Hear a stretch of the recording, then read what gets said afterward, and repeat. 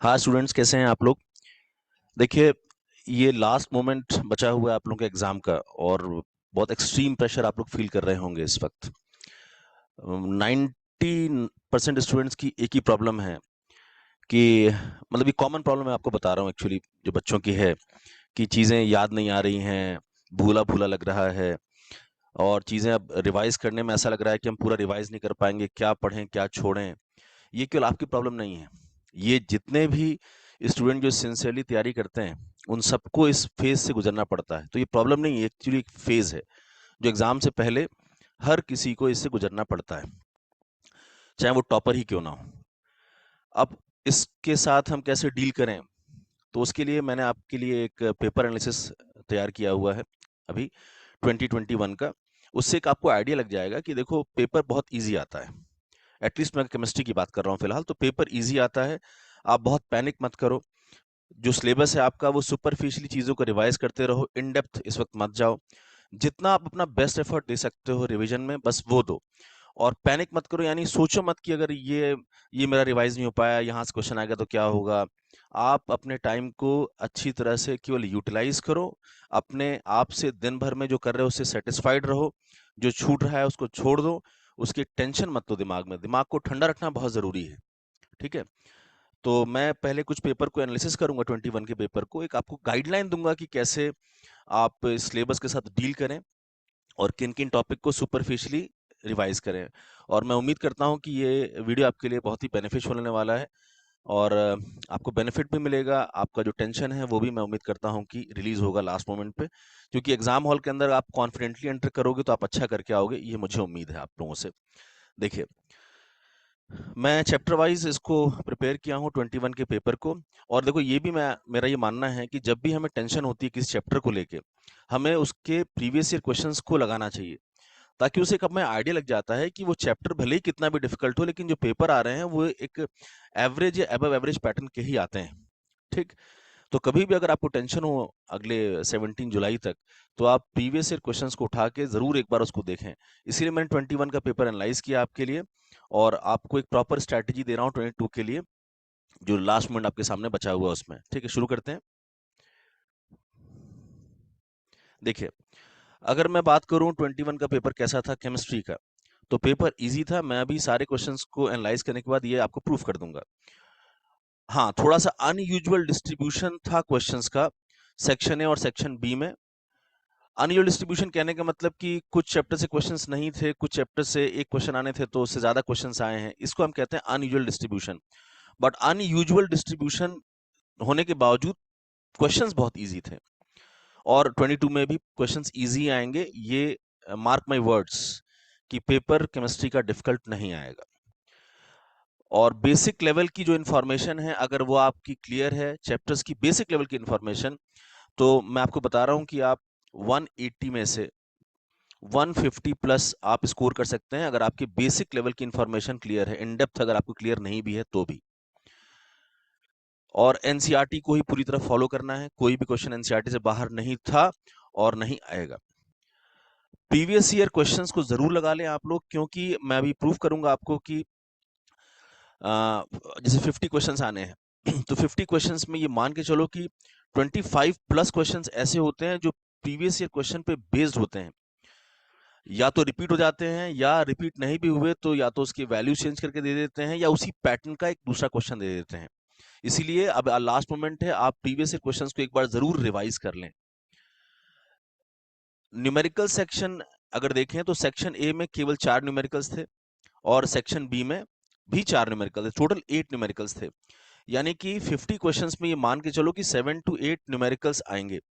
Numerical के लिए बहुत पैनिक नहीं करना चाहिए, न्यूमेरिकल फॉर्मूला बेस करना चाहिए। हर चैप्टर के फॉर्मूले फटाफट टॉपिक वाइज लिखिए, और उसमें जितने वेरिएबल्स हैं उतने तरह के न्यूमेरिकल्स लगाकर उसको आगे बढ़ जाइए। अनयूजुअल फैक्ट्स जो जनरली हम लोग नहीं पढ़ते हैं या इग्नोर कर देते हैं ट्रिवियल चीज समझ के कि अरे ये तो नहीं पूछ सकता, उस तरह के 3 अनयूजुअल फैक्ट्स आए थे जो मैं डिस्कस करूंगा अभी पेपर एनालिसिस में। हाँ, कोई भी एक्सेप्शन नहीं पूछा गया था। केमिस्ट्री पूरी तरह एक्सेप्शन से भरी हुई है, हर चीज में केमिस्ट्री में एक्सेप्शन है। लेकिन मैं फिर से बता रहा हूं आपको, 50 क्वेश्चंस में बहुत ज्यादा अगर एक्सेप्शंस पूछे जाएंगे, एक या दो, 21 में कोई एक्सेप्शन केस नहीं पूछा गया था, कोई भी, याद रखना। बहुत ज्यादा पूछा जाएगा तो 1 या 2। तो लास्ट मोमेंट पे अगर आप एक्सेप्शंस भूल रहे हैं, बिल्कुल मत पैनिक करिए, क्योंकि आपको अपना बेस्ट देकर आना है। आपको 180 में 180 भले ही अचीव ना हो रहा हो, उसकी चिंता ही नहीं करनी है। चिंता करनी इस बात की कि हमको अपना बेस्ट देकर आना है। आप बिल्कुल मैनिपुलेट मत करो दिमाग में कि कितना स्कोर करना है, कितना मैं स्कोर कर लूंगा, ये सब बेकार की बातें हैं। आप उस 3 घंटे के अंदर अपना बेस्ट देंगे, इससे ज्यादा आप कुछ नहीं कर सकते। ठीक, तो एक्सेप्शंस के चक्कर में बहुत ज्यादा आप मत पड़िए। जितना रिकॉल कर सकते हैं उस समय तक, जितना बेस्ट दे सकते हैं उतना ही करने की कोशिश करिए, चिंता बिल्कुल मत करिए। देखिए, पहला जो हमारा यूनिट है उसमें some basic concept of chemistry. इसमें अगर देखा जाए तो ज्यादातर जो क्वेश्चंस, एक क्वेश्चन इससे पूछा गया था लास्ट ईयर, और अगर हम देखें कि क्वेश्चंस कैसे आते हैं इससे, तो मेजर 3 एरिया से क्वेश्चंस आते हैं। एक तो मोल कॉन्सेप्ट, मोलर मास वाला जो टॉपिक है, जिसमें आप लोग ये पढ़ते हैं कि मास, वॉल्यूम, नंबर ऑफ पार्टिकल और मोल का जो इंटर कन्वर्जन है, मास को मोल में चेंज करना, मोल को मास में चेंज करना, वॉल्यूम को मोल में, मोल को वॉल्यूम में, नंबर ऑफ पार्टिकल को मोल में, ये जो इंटर कन्वर्जन है ना, इससे क्वेश्चन आ सकता है। या जो परसेंटेज कॉम्पोजिशन वाले या एम्पेरिकल फॉर्मूला, मॉडल फॉर्मूला वाला, ये सेकंड टॉपिक हो जाएगा आपका। लास्ट ईयर क्वेश्चन यहीं से आया था, एम्पेरिकल फॉर्मूला वाले से। ये ऐसे क्वेश्चंस आपको प्रीवियस ईयर में मिल जाएंगे। और फिर केमिकल रिएक्शन बेस्ड जो स्टोइकियोमेट्री क्वेश्चंस आते हैं, ये इजी भी हो सकते हैं और डिफिकल्ट, यानी कि इस पूरे चैप्टर में अगर डिफिकल्टी लेवल कोई बढ़ा सकता है तो वो केवल स्टोइकियोमेट्री बेस्ड थोड़े से टेढ़े क्वेश्चंस हो सकते हैं।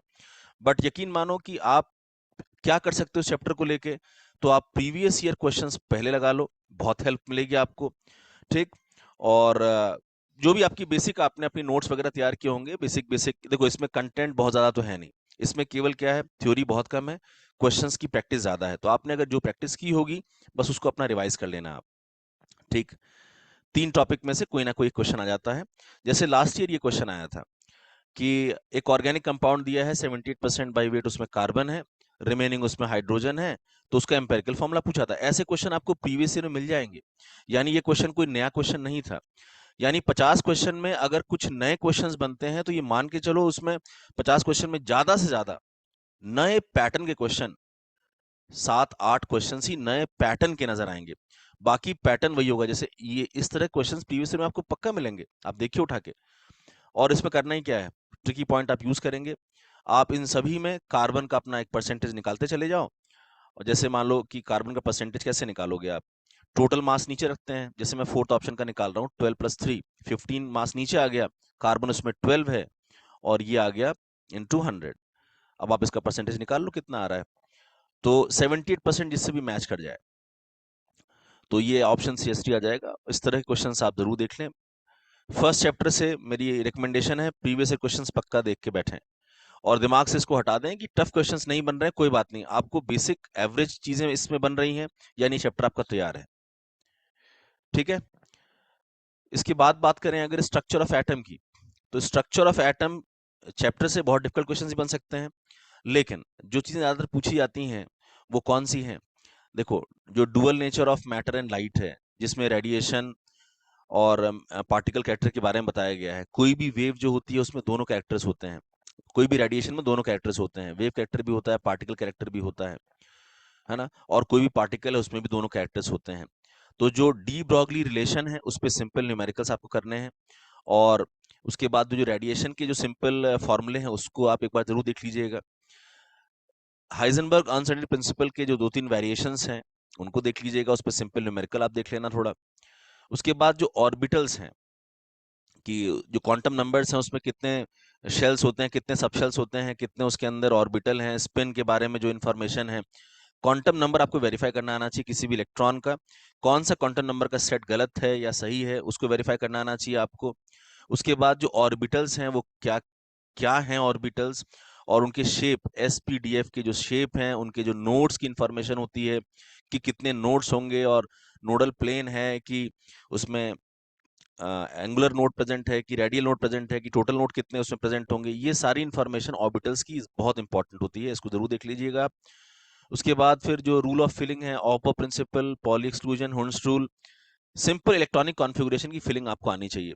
इलेक्ट्रॉनिक कॉन्फ़िगरेशन से प्रीवियस ईयर में क्वेश्चंस पूछे गए हैं, बट यहाँ से क्वेश्चंस एक्सेप्शनल आते हैं, तो मैं यहाँ पे बता रहा हूँ कि इलेक्ट्रॉनिक कॉन्फ़िगरेशन से क्वेश्चंस कैसे आते हैं एक्सेप्शनल, खासकर जो डी ब्लॉक और F ब्लॉक के हैं, तो आपने जहाँ भी कोचिंग की होगी वहाँ पे आपको एक्सेप्शंस को रटने का तरीका ज़रूर बताया गया होगा, तो उसको आप देख लीजिएगा ज़रूर।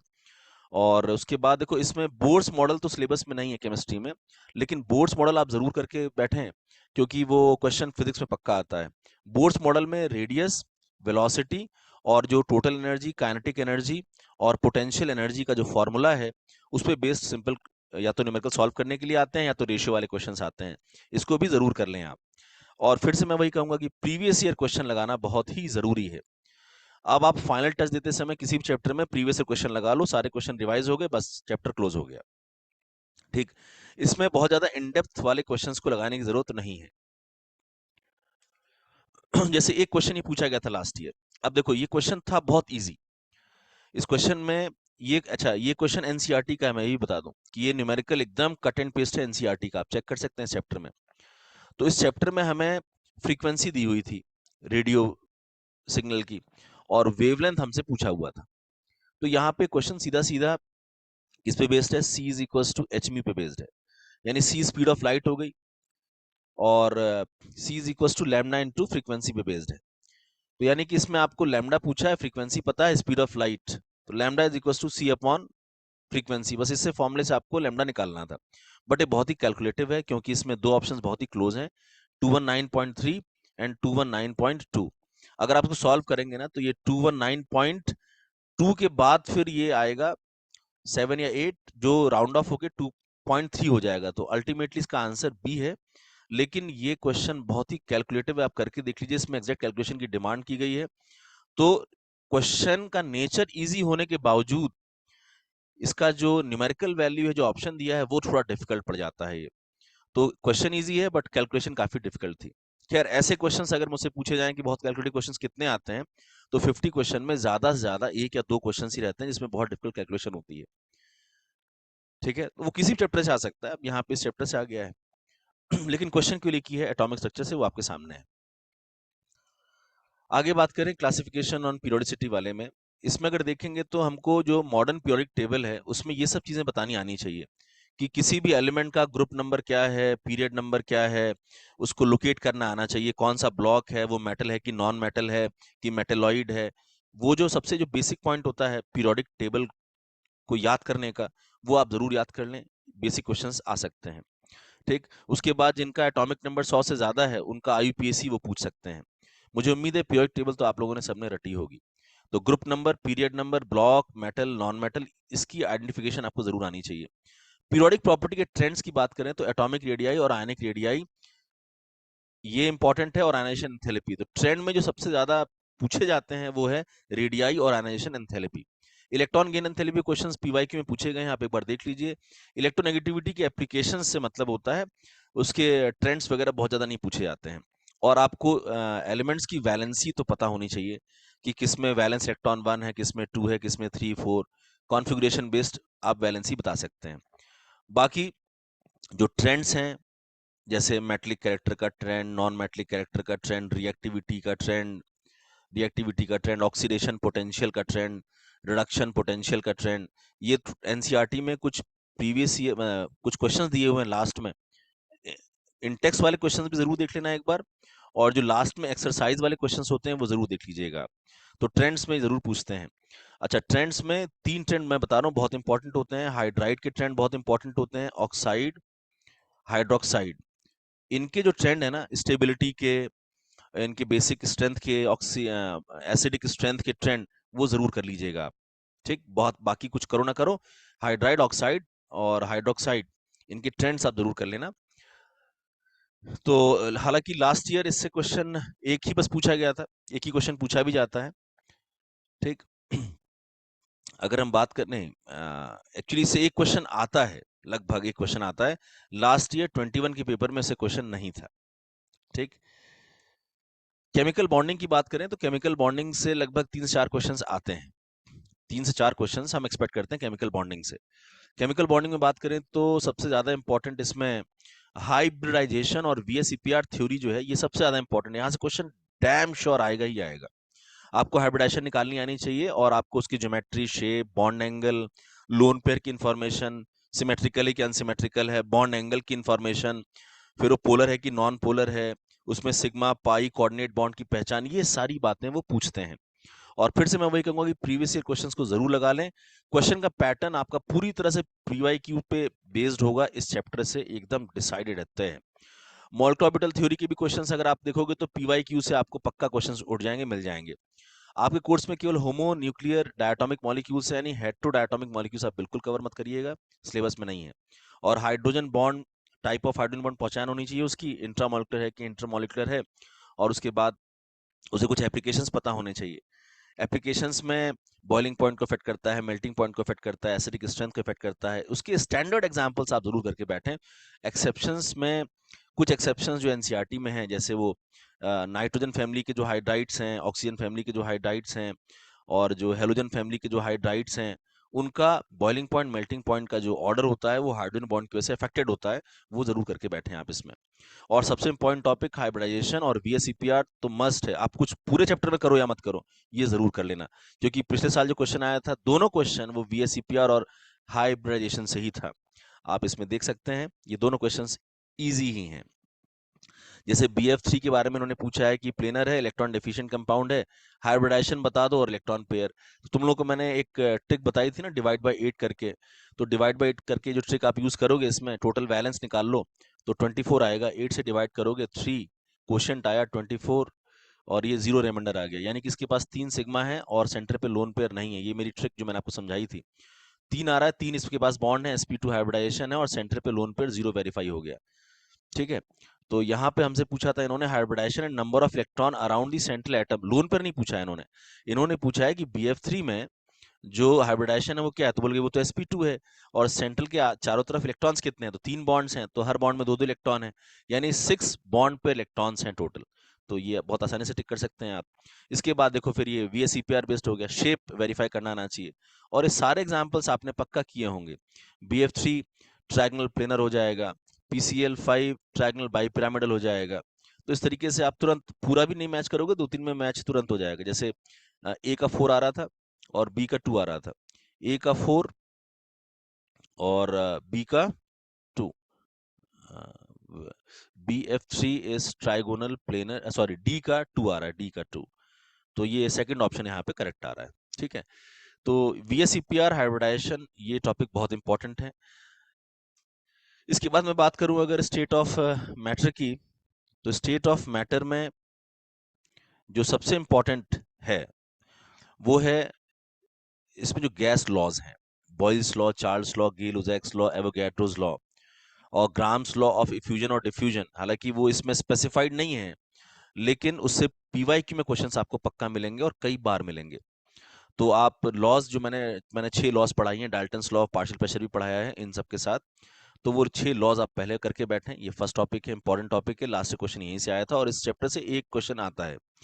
उसके बाद फिर जो अ, जो काइनेटिक थ्योरी ऑफ गैसेस है उसमें जो मॉलिक्यूलर स्पीड्स हैं, 3 तरह की speeds, RMS speed, average speed और मोस्ट प्रोबेबल स्पीड, उनके फॉर्मूले आपको पता होने चाहिए, उनके रेशियो वाले क्वेश्चंस आपको करने आने चाहिए। और फिर डिविएशन फ्रॉम आइडियल बिहेवियर जो है, यानी कि वैन डर वाल गैस इक्वेशन, उसमें कांस्टेंट A कांस्टेंट B की डायमेंशंस और फिजिकल सिग्निफिकेंस आने चाहिए। और उसके बाद फिर कंप्रेसिबिलिटी फैक्टर Z 1 कब होता है, लेस देन 1 कब होता है, ग्रेटर देन 1 कब होता है, और अलग अलग कंडीशन में जो आपकी वैन डर वाल गैस इक्वेशन है वो कौन कौन सा फॉर्म ले लेती है। तो ये इतना पोर्शन आप जरूर करके बैठें। आप इसमें लिक्विड स्टेट को इग्नोर कर सकते हैं, यहाँ से क्वेश्चन की प्रोबेबिलिटी बहुत कम होती है। ठीक, क्रिटिकल टेम्परेचर क्या होता है, बस ये पता होना चाहिए। क्रिटिकल टेम्परेचर वो टेम्परेचर है जिसके नीचे गैस लिक्विफाई होगी, उसके ऊपर गैस लिक्विफाई नहीं हो सकती है। क्रिटिकल टेम्परेचर का लिक्विफिकेशन से सीधा लेना देना है, जितना ज्यादा क्रिटिकल टेम्परेचर होगा गैस उतनी आसानी से लिक्विफाई होगी। ठीक है, तो ये सारी बातें थोड़ा सा रिवाइज कर लेना। अब जैसे क्वेश्चन जो आया था यहाँ पे वो आया था बॉयल्स लॉ का, बस एक ग्राफ पूछा है, तो जितने लॉज आपने पढ़े हैं सबके ग्राफ आपको अच्छी तरह पढ़ाए गए होंगे, आप जिस भी कोचिंग में पढ़े होंगे। और आप देखें इसमें तो बॉयल्स लॉ का पीवी ग्राफ जो होता है वो हाइपरबोलिक ग्राफ होता है इसमें, और जैसे जैसे हम टेम्परेचर बढ़ाते हैं उसका जो ग्राफ है वो ओरिजिन से दूर जाता है। तो इसमें पहला वाला ऑप्शन ही आ रहा है, आप इसको वेरीफाई कर सकते हैं। ठीक है, तो सारे लॉज, उनके इक्वेशंस, उनके ग्राफ जरूर करके बैठिएगा। थर्मोडायनामिक्स अगर देखें तो फिजिक्स में भी क्वेश्चन इससे आता ही आता है, ये एक कॉमन टॉपिक हो जाएगा।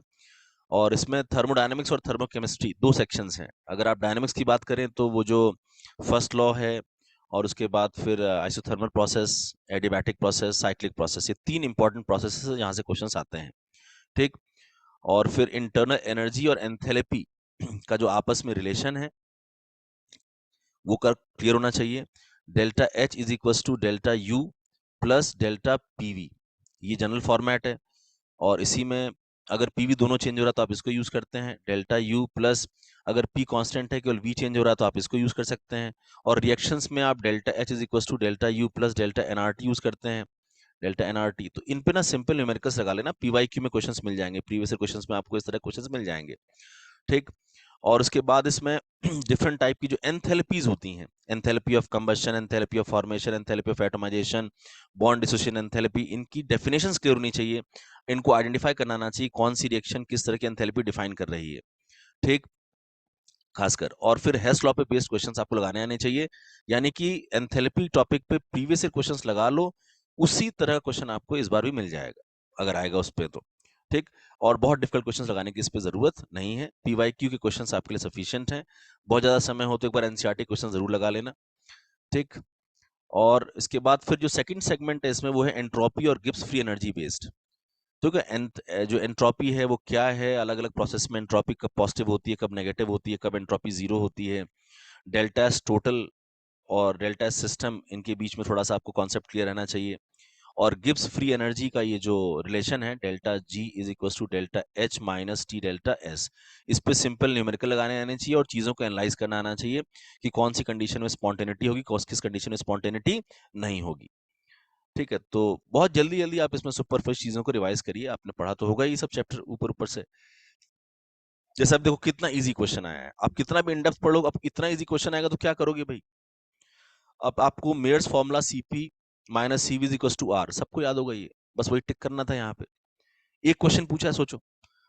इसीलिए देखो लास्ट मोमेंट पे मैं तुमको यही कह रहा हूँ कि जो छूट रहा है उसको छोड़ो, जो छूट रहा है उसको छोड़ो, जो है उसको जल्दी जल्दी पकड़ने की कोशिश करो, पॉजिटिव रहो, कूल रहो, ठंडे रहो, ठीक? हो सकता है कि जो तुमने छोड़ा क्वेश्चन वहां से नहीं आए, लेकिन तुम उसके चक्कर में इतना टेंशन पालोगे कि जो आने वाला होगा फिर वो भी तुमसे नहीं बनेगा, टेंशन के मारे नहीं बनेगा। टेंशन से एकदम दूर रहो, मस्त रहो, और बस पॉजिटिव रहो कि हाँ मेरा सिलेक्शन होगा, मैंने साल भर बहुत सिंसियरली मेहनत की है, ठीक? क्योंकि कहीं से क्वेश्चन अगर एक डिफिकल्ट आता है तो फिर कहीं से बहुत इजी क्वेश्चंस भी आते हैं। अब थर्मोडायनेमिक्स से क्वेश्चंस डिफिकल्ट बनते हैं, लेकिन देखो कितना इजी क्वेश्चन बना है।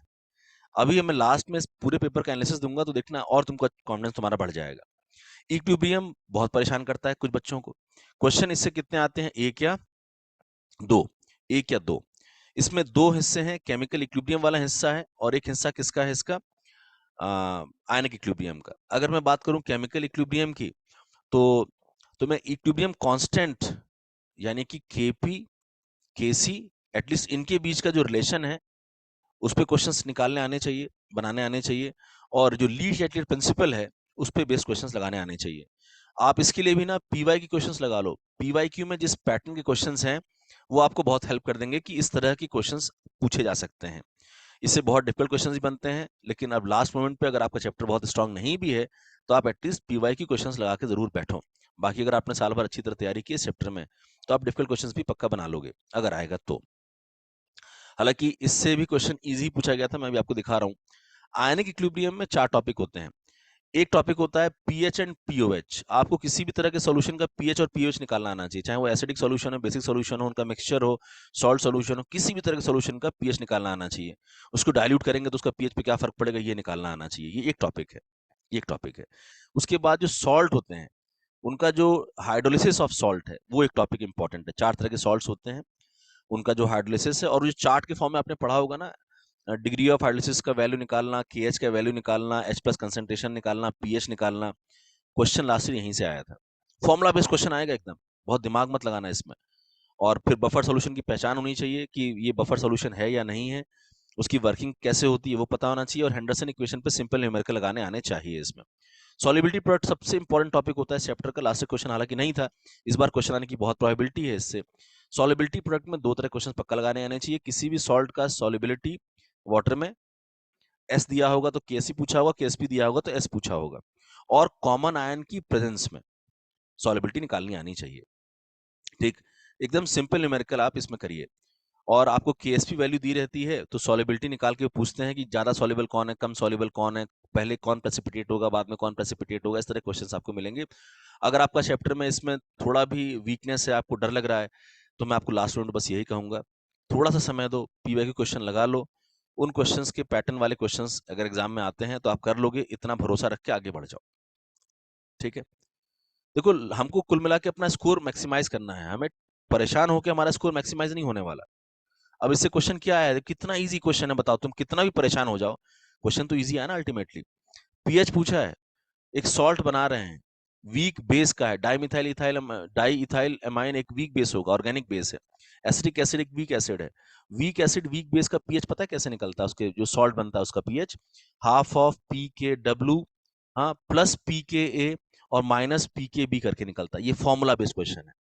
आप कितना भी चिंता कर लो, पेपर इजी ही आने वाला है, इसलिए चिंता छोड़ो और पीवाईक्यू इस वक्त लास्ट मोमेंट पे रिवाइज करो, और जो भी आपके इंपॉर्टेंट स्ट्रांग एरियाज हैं उन पे ज्यादा फोकस करो। ठीक, सारा चैप्टर आप नहीं पढ़ पाओगे, हर चैप्टर का सारा कुछ रिवाइज नहीं कर पाओगे, इसीलिए चीजों को सुपरफिशियली लेके चलो। इसमें आप आंसर निकालोगे तो ये आ जाएगा। एकदम फॉर्मुला बेस्ड क्वेश्चन था। पीकेडब्ल्यू 14 होता है, पीके इन्होंने दिया हुआ है 4.77 और पीके भी दिया है 3.27। तो ये फॉर्मुला बेस्ड क्वेश्चन था एकदम। सॉल्ट हाइड्रोलिसिस का क्वेश्चन था, हाइड्रोलिसिस ऑफ सॉल्ट। ठीक है, रेडॉक्स छोटा सा चैप्टर रेडॉक्स, इसमें दो चीजें बहुत इंपॉर्टेंट होती हैं, ऑक्सीडेशन नंबर निकालना आना चाहिए और बैलेंसिंग आनी चाहिए।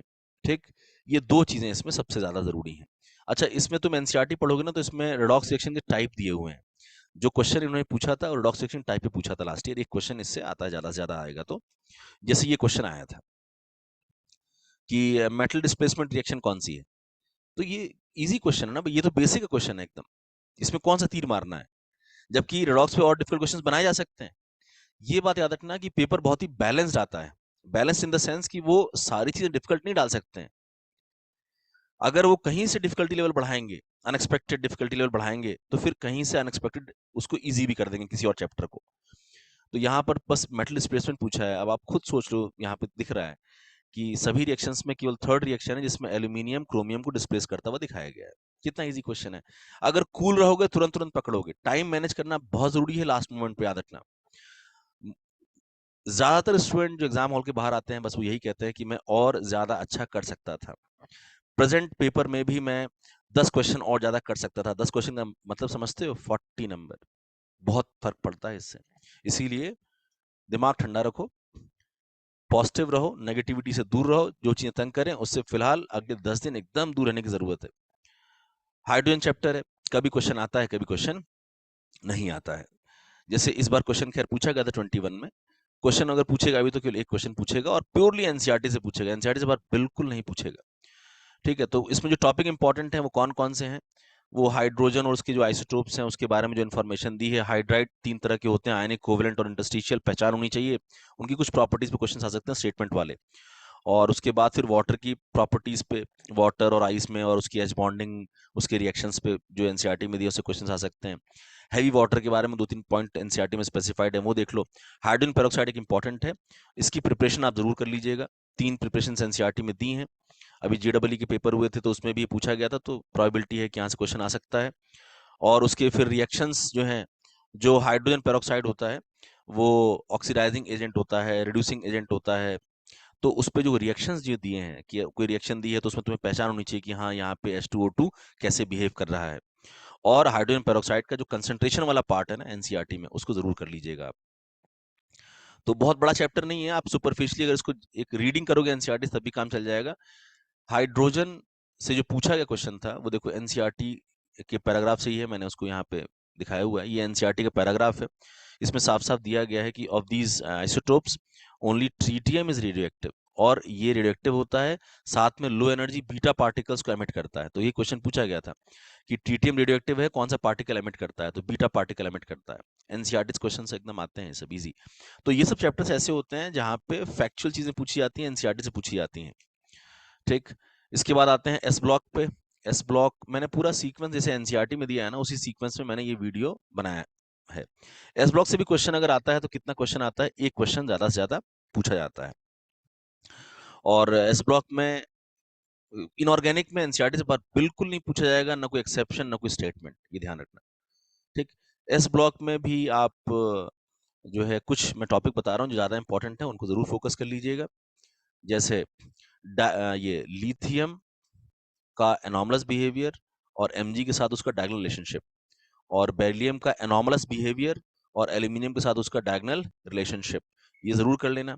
और उसके बाद अगर इसमें कुछ करना है तो वो जो ट्रेंड्स हैं केमिकल प्रॉपर्टीज में, खासकर उनके जो ऑक्साइड्स होते हैं, हाइड्रोक्साइड्स होते हैं, कार्बोनेट, बाइकार्बोनेट, नाइट्रेट जो दिए हुए हैं, मतलब ऑक्सीजन के साथ उसकी रिएक्टिविटी, वाटर के साथ और हाइड्रोजन के साथ जो रिएक्टिविटी है, और हेलोजन के साथ, इनके जो पैराग्राफ दिए हैं एनसीईआरटी में, इनको आप जरूर कवर कर लीजिएगा, उसमें ट्रेंड्स वगैरह पूछे जाते हैं।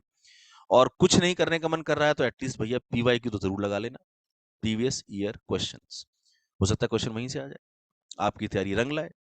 ठीक, biological importance of sodium potassium और बायोलॉजिकल इंपॉर्टेंस ऑफ एमजी और कैल्शियम जरूर पढ़ के बैठे, दो दो पैराग्राफ दिए हुए हैं, और अगर आएगा क्वेश्चन तो वहीं से आ जाएगा। ठीक, इसके बाद बात करें अगर हम नेक्स्ट, ये क्वेश्चन पूछा गया था एस ब्लॉक से, एस ब्लॉक से ये क्वेश्चन पूछा गया था। देखो अब इसमें क्या दिया है कि स्ट्रक्चर ऑफ बेरिलियम, और ये दोनों क्वेश्चंस कौन से हैं, वही हैं, एनॉमलस बिहेवियर ऑफ बेरिलियम के क्वेश्चंस हैं। जो स्ट्रक्चर ऑफ बेरिलियम क्लोराइड है सॉलिड स्टेट में, वो और वेपर फेज में पूछा है क्या होता है। बेरिलियम क्लोराइड तुमको पढ़ाया होगा मैंने, या तुमने जिस भी कोचिंग में पढ़ा होगा, कि बेरिलियम क्लोराइड मोनोमेरिक फॉर्म में भी रहता है और डायमेरिक फॉर्म में भी रहता है और पॉलीमेरिक फॉर्म में भी रहता है। पॉलीमेरिक फॉर्म में वो चेन आइसोमर बनाता है, चेन पॉलीमर बनाता है, chain polymer, polymeric form solid form होता है जो, और जो वेपर फॉर्म होता है उसमें वो डाइमर बनाता है। तो सॉलिड में वो क्या करेगा, वो चेन आइसोमर बनाता है, और वेपर फेज में डाइमर। तो वो आपको पता होना चाहिए, मोनोमेरिक फॉर्म में ये sp हाइब्रिडाइज्ड होता है, डायमेरिक फॉर्म में sp2 हाइब्रिडाइज्ड होता है डायमेरिक फॉर्म में, हाँ, और पॉलीमेरिक फॉर्म में sp3 हाइब्रिडाइज्ड, ये सब तुमको पढ़ाया गया है।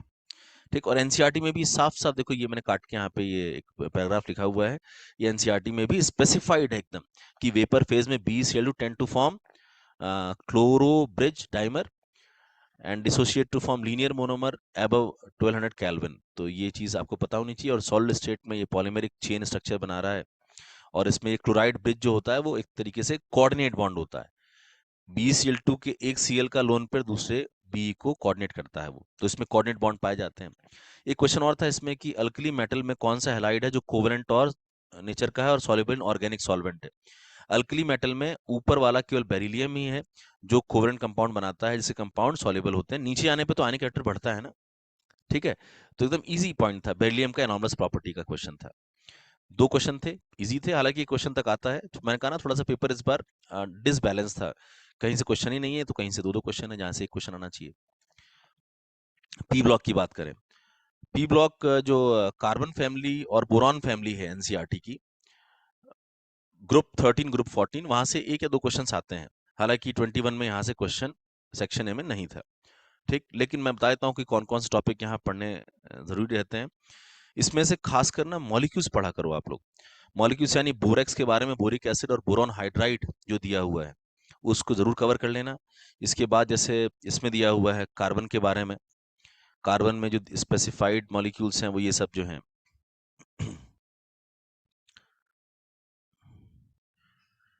Silicon tetrachloride, silicon, silicate, zeolite and their use, ये जो लास्ट में एक एक पैराग्राफ दिया हुआ इनके बारे में, इनको जरूर पढ़ लें। तो जो ग्रुप 13 ग्रुप 14 में है, आप एनसीईआरटी से इन मॉलिक्यूल्स को जरूर रीड कर लें।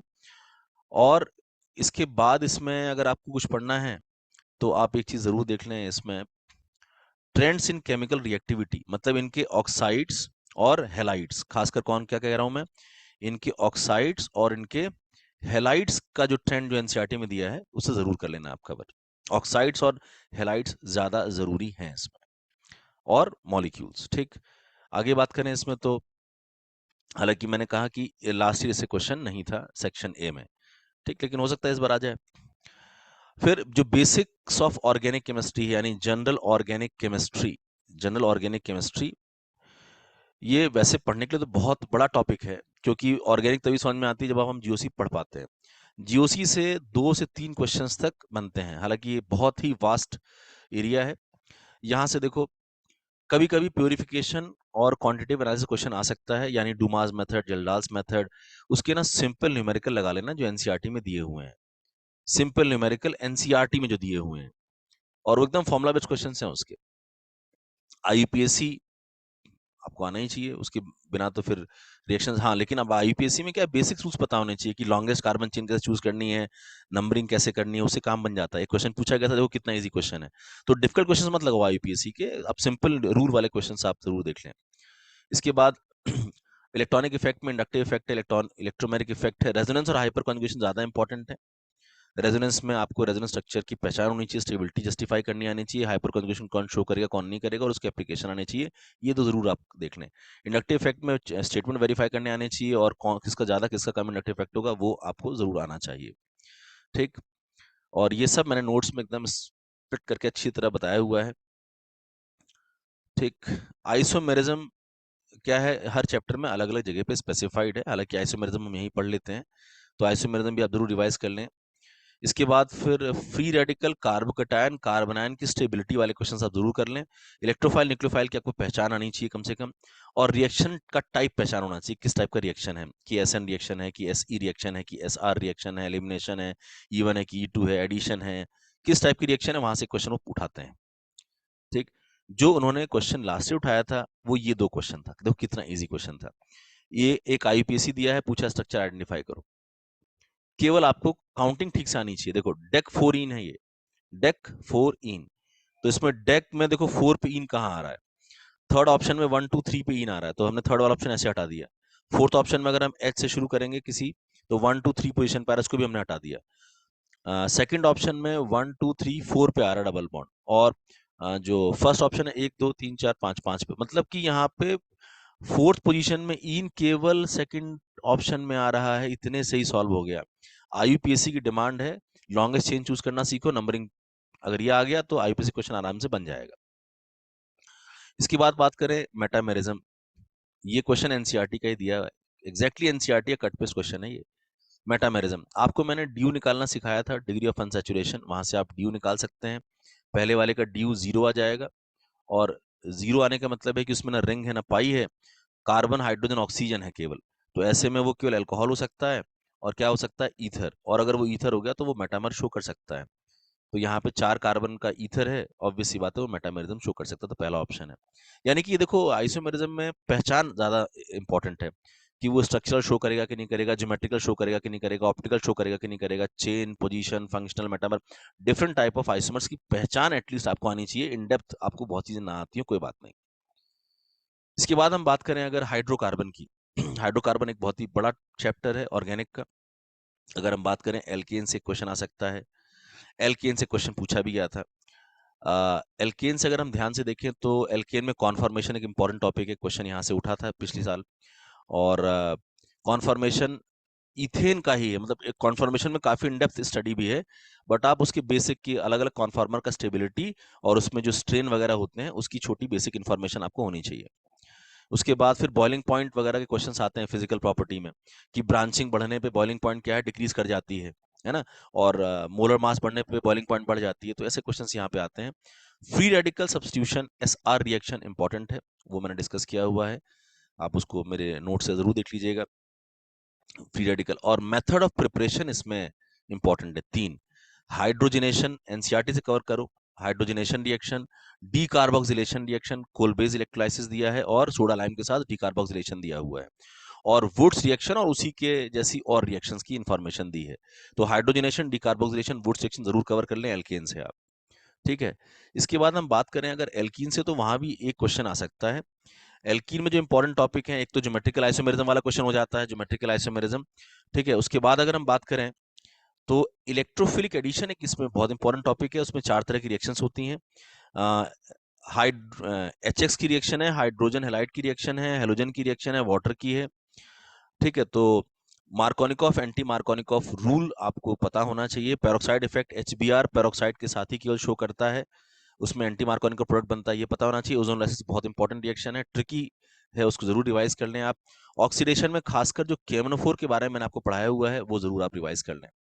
ठीक है, तो इलेक्ट्रोफिलिक एडिशन में एचएक्स का एडिशन, एक्स2 का एडिशन और वाटर का एडिशन, ये 3 एडिशन जरूर करें। मार्कोनिकॉफ एंटी मार्कोनिकॉफ दोनों बातों का ध्यान रखें, और पेरोक्साइड इफेक्ट एचबीआर पेरोक्साइड के साथ, सिली मिस्टेक नहीं होनी चाहिए।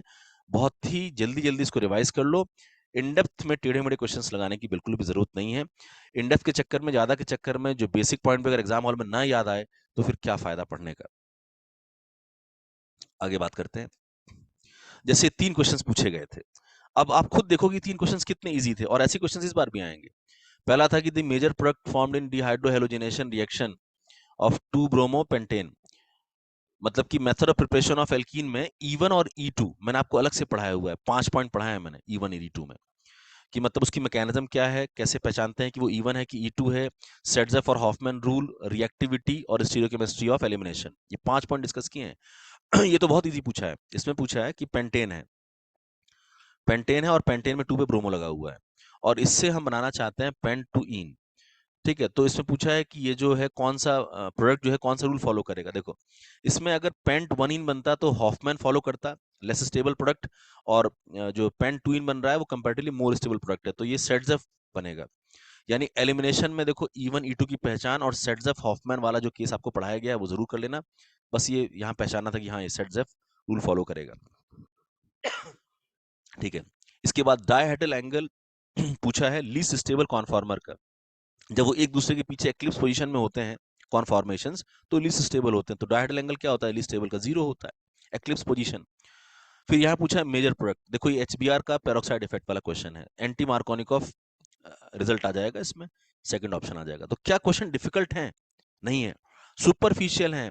भैया अगर आप 180 में 180 स्कोर नहीं कर पा रहे हो, कोई बात नहीं, आप हड़बड़ा कर अपना स्कोर 100 से नीचे तो कम से कम मत ले जाओ। मैं आपको बार बार कह रहा हूं कि 50 क्वेश्चंस में 35 प्लस क्वेश्चंस इजी रहेंगे, ऐसे ही सुपरफिशियल रहेंगे, बार बार कह रहा हूं। तो कम से कम 35 प्लस तो करने की कोशिश करो, कम से कम 140 तो क्रॉस करो। हड़बड़ी में अगर तुम 100 नंबर भी नहीं पा सकते केमिस्ट्री में, तो फिर क्या, फिर तुमने साल भर किया? एक प्रॉपर गाइडेंस तुमको दी गई कि मत पूरा सिलेबस कवर करो, लेकिन सुपरफिशियली अपने जो मेन पॉइंट्स हैं, जो बेसिक पॉइंट है, उनको तो अपना स्ट्रांग करो कि वो तो कम से कम गलत ना हो। आगे बात करें, इसमें हम एल्काइन की बात करें तो एल्काइन में मेथड ऑफ प्रिपरेशन में वही E1 E2 रिएक्शन के अंडर ही आता है। केमिकल रिएक्शन में वही सारी रिएक्शन है जो आपने एल्कीन में पढ़ी है। मैंने एल्कीन एल्काइन साथ में ही पढ़ाया था, सारी रिएक्शंस को, इलेक्ट्रोफिलिक एडिशंस को। एक एक्स्ट्रा पॉइंट यहाँ मैंने डिस्कस किया था, एसिडिक कैरेक्टर ऑफ एल्काइन। जो टर्मिनल कार्बन का जो CH का H होता है, ये एसिडिक नेचर का होता है। तो यहाँ मैंने इसको डिस्कस किया था, इसमें क्वेश्चंस भी मैंने डिस्कस किए थे। और एल्काइंस में आप हाइड्रोजन का एडिशन, हेलोजन का और HX वाटर का एडिशन, मार्कोनिकॉफ, एंटी मार्कोनिकॉफ, केवल ये 4 तरह के एडिशंस पढ़ के बैठे हैं कृपया करके। एरोमेटिक जो हाइड्रोकार्बन है, इसमें मैंने बेंजीन डिस्कस किया हुआ है। बेंजीन एक इंपॉर्टेंट मॉलिक्यूल है, डायरेक्टली और इनडायरेक्टली वहां से क्वेश्चंस आते हैं। इसमें करना क्या होता है कि बेंजीन की जो बेसिक पॉइंट्स हैं वो सब, बेंजीन का स्ट्रक्चर, बेंजीन के बॉन्ड, एनर्जी, लेंथ, ये सारी बातें, उसके इलेक्ट्रॉन क्लाउड के बारे में। उसके बाद वो इलेक्ट्रोफिलिक सब्स्टिट्यूशन देता है, उसकी मैकेनिज्म, उसका इंटरमीडिएट, उसकी रिएक्टिविटी, उसकी रिएक्शंस, रिएक्शंस में नाइट्रेशन, सल्फोनेशन, हैलोजिनेशन, फिल्डक्राफ्ट रिएक्शन और एसाइलेशन, फिर फिल्डक्राफ्ट रिएक्शन में कार्बोटाइन का बनना, उसका रीअरेंज करना। तो इसमें तुम्हें हर तरह की रिएक्शंस पढ़ाई गई हैं। ठीक, और डायरेक्टिव इन्फ्लुएंस, अगर पहले से कोई ग्रुप बैठा हुआ है तो वो आने वाले को मेटा पे ले जाएगा कि ऑर्थो पे ले जाएगा, वो सारी बातें आपको डिस्कस की गई हैं। तो यहाँ पे इलेक्ट्रोफिलिक सब्स्टिट्यूशन का जो टॉपिक मैंने अलग से पढ़ाया है वो जरूर एक बार रिवाइज करके बैठे आप। ठीक, जो पढ़े हो उसको रिवाइज करो जिस पे कॉन्फिडेंस है। आगे बात करें, हालांकि लास्ट ईयर यहाँ से क्वेश्चन नहीं था एल्काइन एल्कीन से, एल्काइन से और बेंजीन से, सेक्शन ए में क्वेश्चन नहीं था। बट मैंने कहा ना पेपर थोड़ा डिसबैलेंस था पेपर, लेकिन था इजी। लास्ट तक बने रहो, तुम्हें समझ में आ जाएगा। अभी मैं अभी चैप्टर वाइज पहले पूरा डिस्कस कर दूं, फिर उस पर डिस्कस करता हूं मैं। एनवायरमेंटल केमिस्ट्री की बात करें तो भैया एनवायरमेंटल केमिस्ट्री एक ऐसा चैप्टर है जो तुमने नॉवल रीडिंग भी की होगी NCERT की, तो क्वेश्चन आराम से बन जाएगा। यानी कि कौन कौन से एटमॉस्फेरिक पॉल्यूटेंट्स होते हैं, एसिड रेन किसकी वजह से होती है, उसका इफेक्ट क्या क्या होता है, ओजोन डिप्लीशन के लिए कौन जिम्मेदार है, ग्रीन हाउस गैसेस कौन कौन सी हैं। ठीक, ये सारे बेसिक पॉइंट जो NCERT में है, स्मॉग क्या है। तो एक बार NCERT को नॉवल रीडिंग कर लो और प्रीवियस ईयर क्वेश्चंस पक्का लगा लो, ज्यादा नहीं, एक क्वेश्चन आना होगा तो इससे आ जाता है। ठीक, एयर पॉल्यूशन खासकर इसमें ज्यादा जरूरी होता है। ठीक है, आगे बात करें इसमें।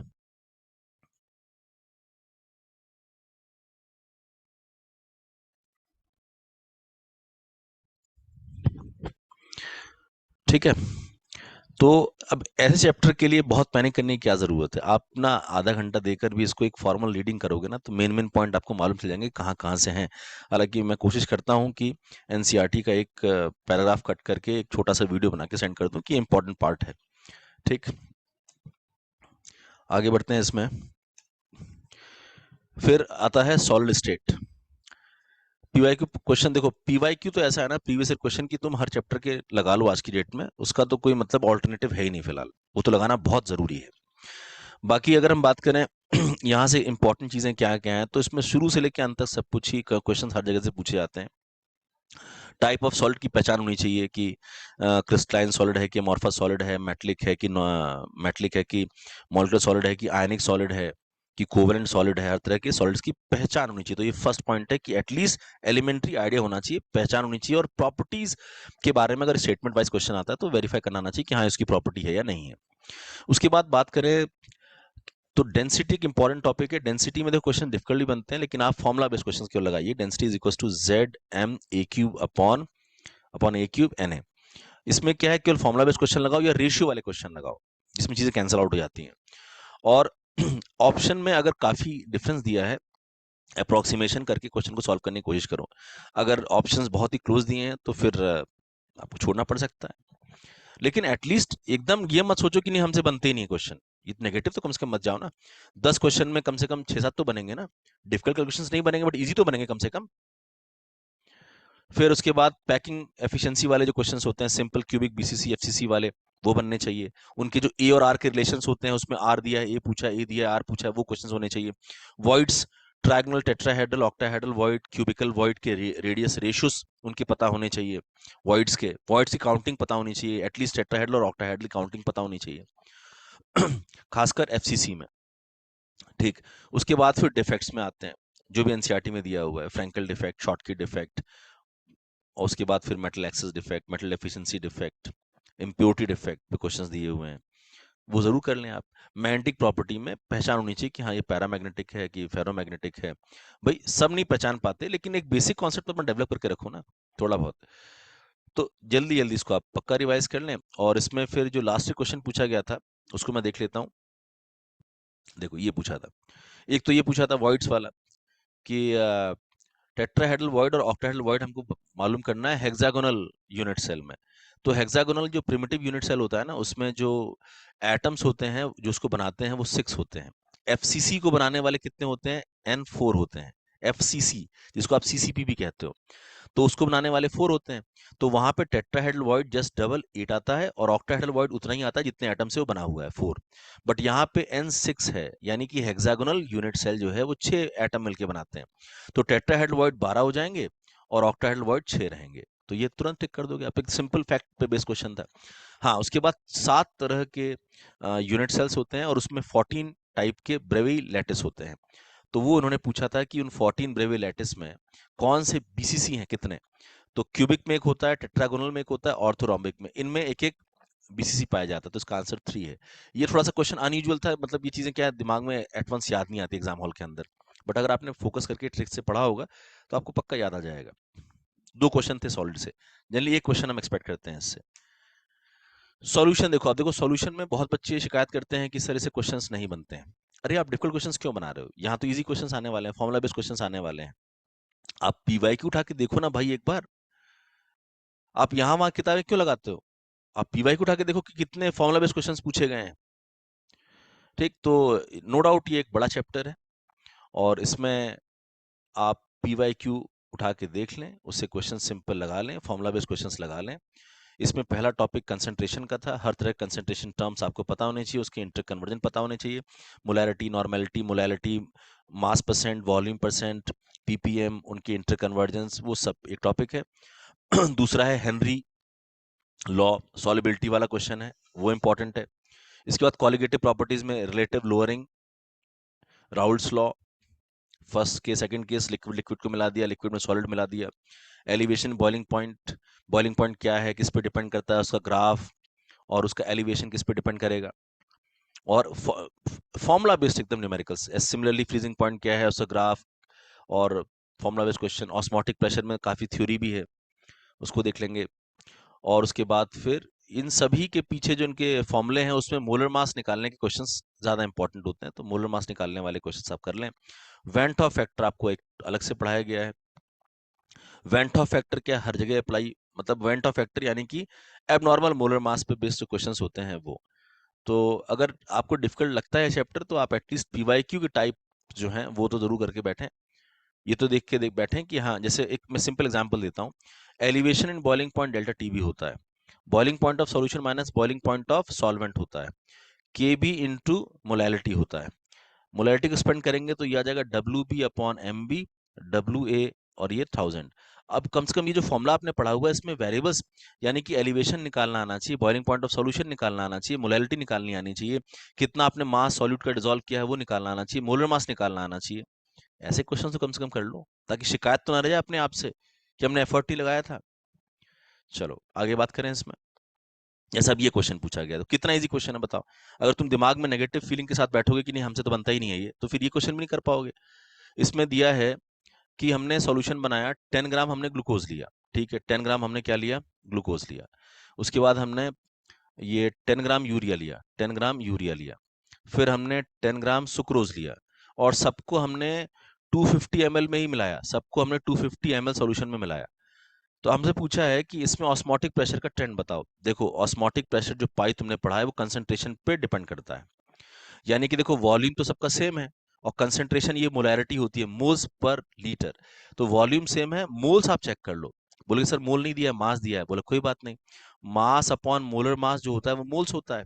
यानी कि अगर सबके मास सेम है तो जिसका मोलर मास कम होगा उसके मोल्स ज्यादा आएंगे। तो सबसे कम मोल्स सबसे कम मास किसका है, यूरिया का है, ग्लूकोज सुक्रोज और यूरिया में। यानी कि सेम मास में यूरिया के मोल्स ज्यादा होंगे तो उसकी कंसंट्रेशन ज्यादा होगी। यानी यूरिया वाले केस में सबसे ज्यादा आपको कंसंट्रेशन यानी ऑस्मोटिक प्रेशर मिलेगा, यानी P2 का वैल्यू सबसे ज्यादा होगा। उसके बाद ग्लूकोज का मास आएगा, क्योंकि सुक्रोज सबसे भारी है इन सब में मोलर मास में। तो सुक्रोज वाले सॉल्यूशन का कंसंट्रेशन कम आएगा। इसका मतलब कि P2 आएगा, फिर P1, फिर P3 आ जाएगा। यानी इस क्वेश्चन का मोटिव केवल इतना सा था कि ऑस्मोटिक प्रेशर कंसंट्रेशन पर डिपेंड करता है, और यहाँ कंसंट्रेशन केवल कंपेयर करना था आपको। इजी क्वेश्चन था ना। इसीलिए बेटा मेरा मैं यही कह रहा हूँ बार बार कि 50 क्वेश्चन में कम से कम 35 पार तो करने की कोशिश करो, 140 प्लस तो करो कोशिश, वो इजी है। उसे ही दिशा कहते हैं, डायरेक्शन कहते हैं। कि आप गलत ट्रैक पे दौड़ोगे ना तो इधर उधर परेशान होकर आप 100 से नीचे आ जाओगे, और सही ट्रैक पे दौड़ोगे तो आप 140 एटलीस्ट क्रॉस करोगे ही करोगे। इलेक्ट्रोकेमिस्ट्री की बात करता हूँ। इलेक्ट्रोकेमिस्ट्री से भी एक या दो क्वेश्चन आते हैं। ठीक,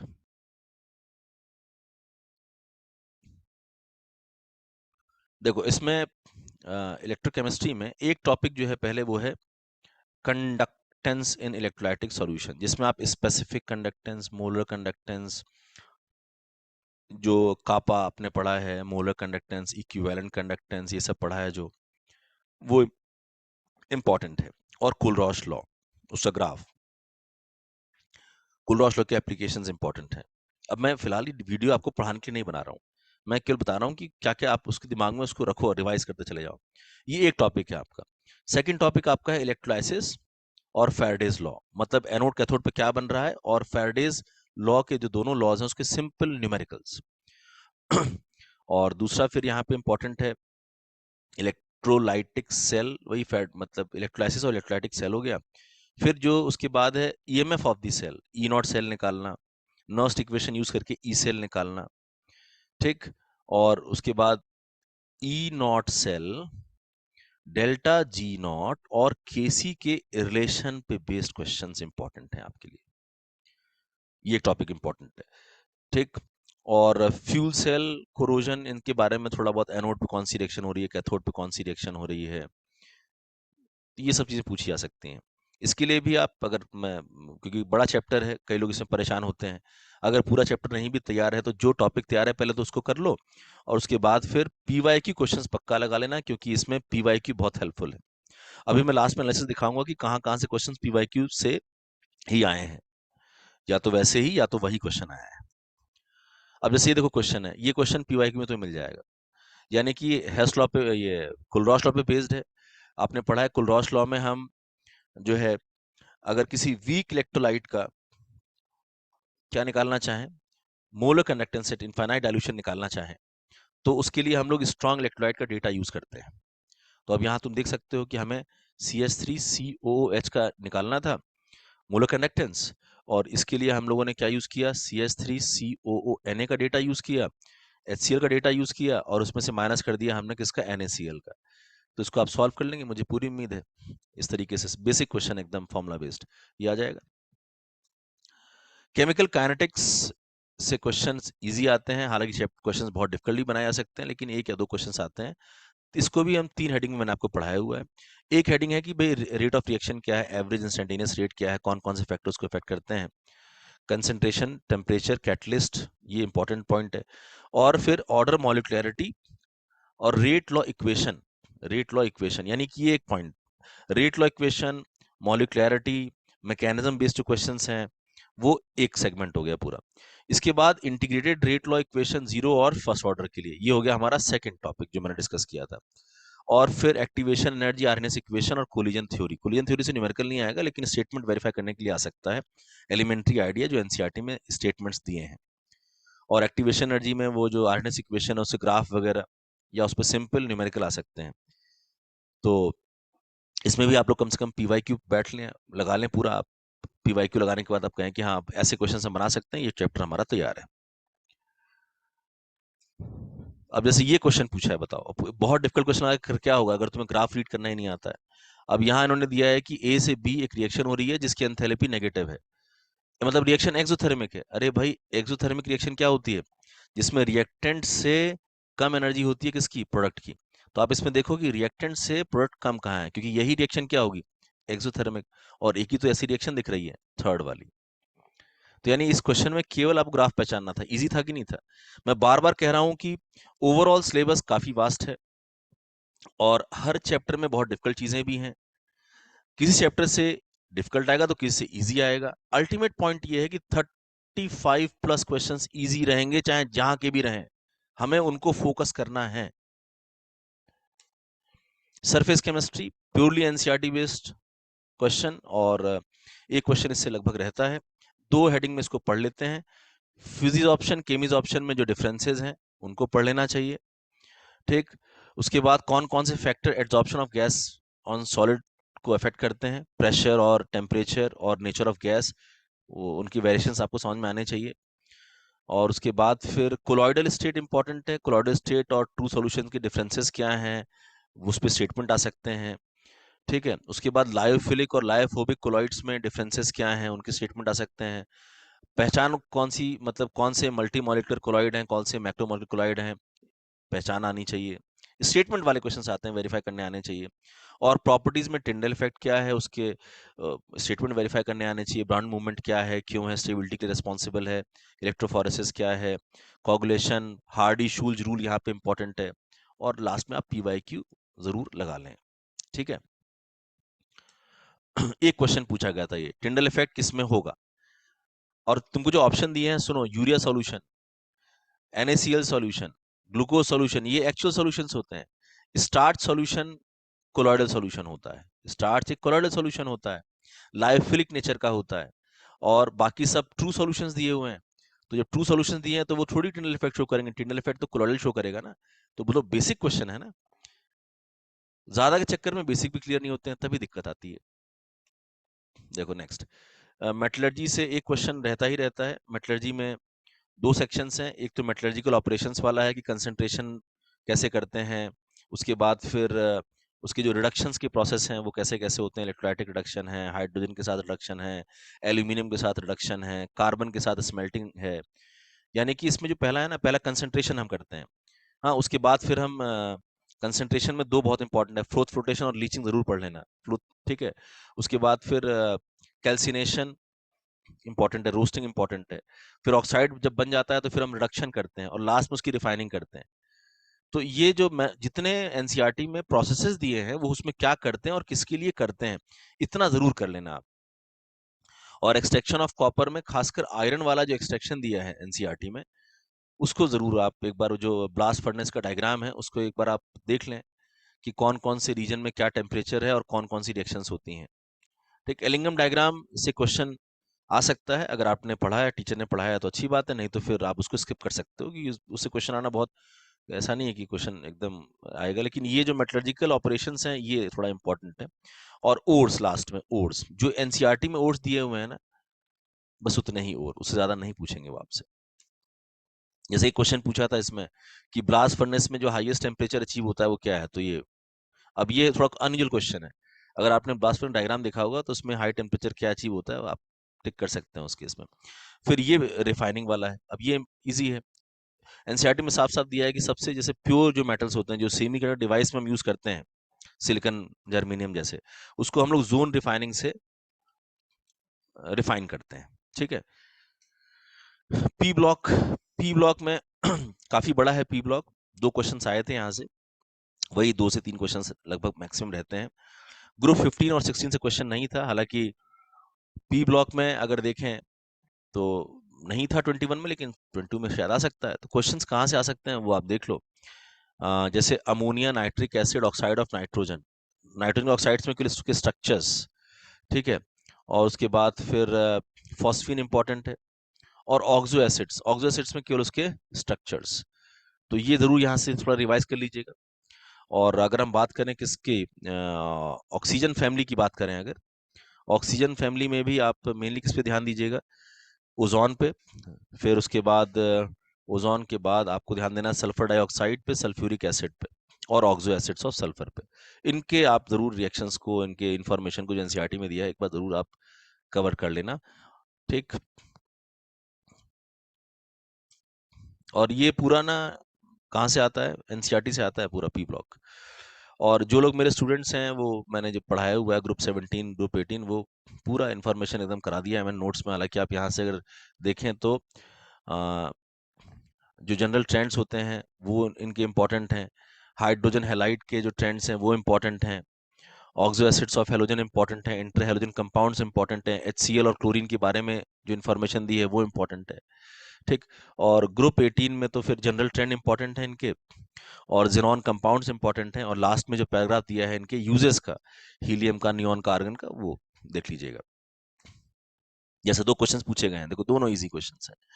पहला इसमें दिया है कि acid strength increases in order of HF, HCl, HBr, बिल्कुल सही बात है, इंक्रीज करता है। क्यों इंक्रीज करता है, स्टेटमेंट दूसरा दिया है, as size of this increases down the group bond strength decreases, so acid strength increases, तो ये भी सही है। जैसे जैसे नीचे जाते हैं बॉन्ड एनर्जी डिक्रीज करती है और H+ देना आसान हो जाता है। तो दोनों स्टेटमेंट करेक्ट हैं, both statement 1 and 2 are correct. ठीक, अब यहाँ बात करें अगर noble gases are named because of their inertness toward reactivity. Identify incorrect statement about them. Noble gases have large positive value of electron gain enthalpy. हाँ, वो electron लेना नहीं चाहते हैं, इसीलिए गेन एंथैल्पी क्या रहती है उनकी, पॉजिटिव रहती है। जो लेना चाहते हैं वो इलेक्ट्रॉन लेने पर एनर्जी देते हैं, बट यहाँ पे एनर्जी भी देनी पड़ती है इलेक्ट्रॉन लेने पे। Noble gases are sparingly soluble in water, थोड़ा बहुत हीलियम जैसे डिसॉल्व करती है, और वो डिसॉल्व करती है डाइपोल इंड्यूस्ड डाइपोल अट्रैक्शन की वजह से। Noble gases have very high melting point, ये गलत हो गया।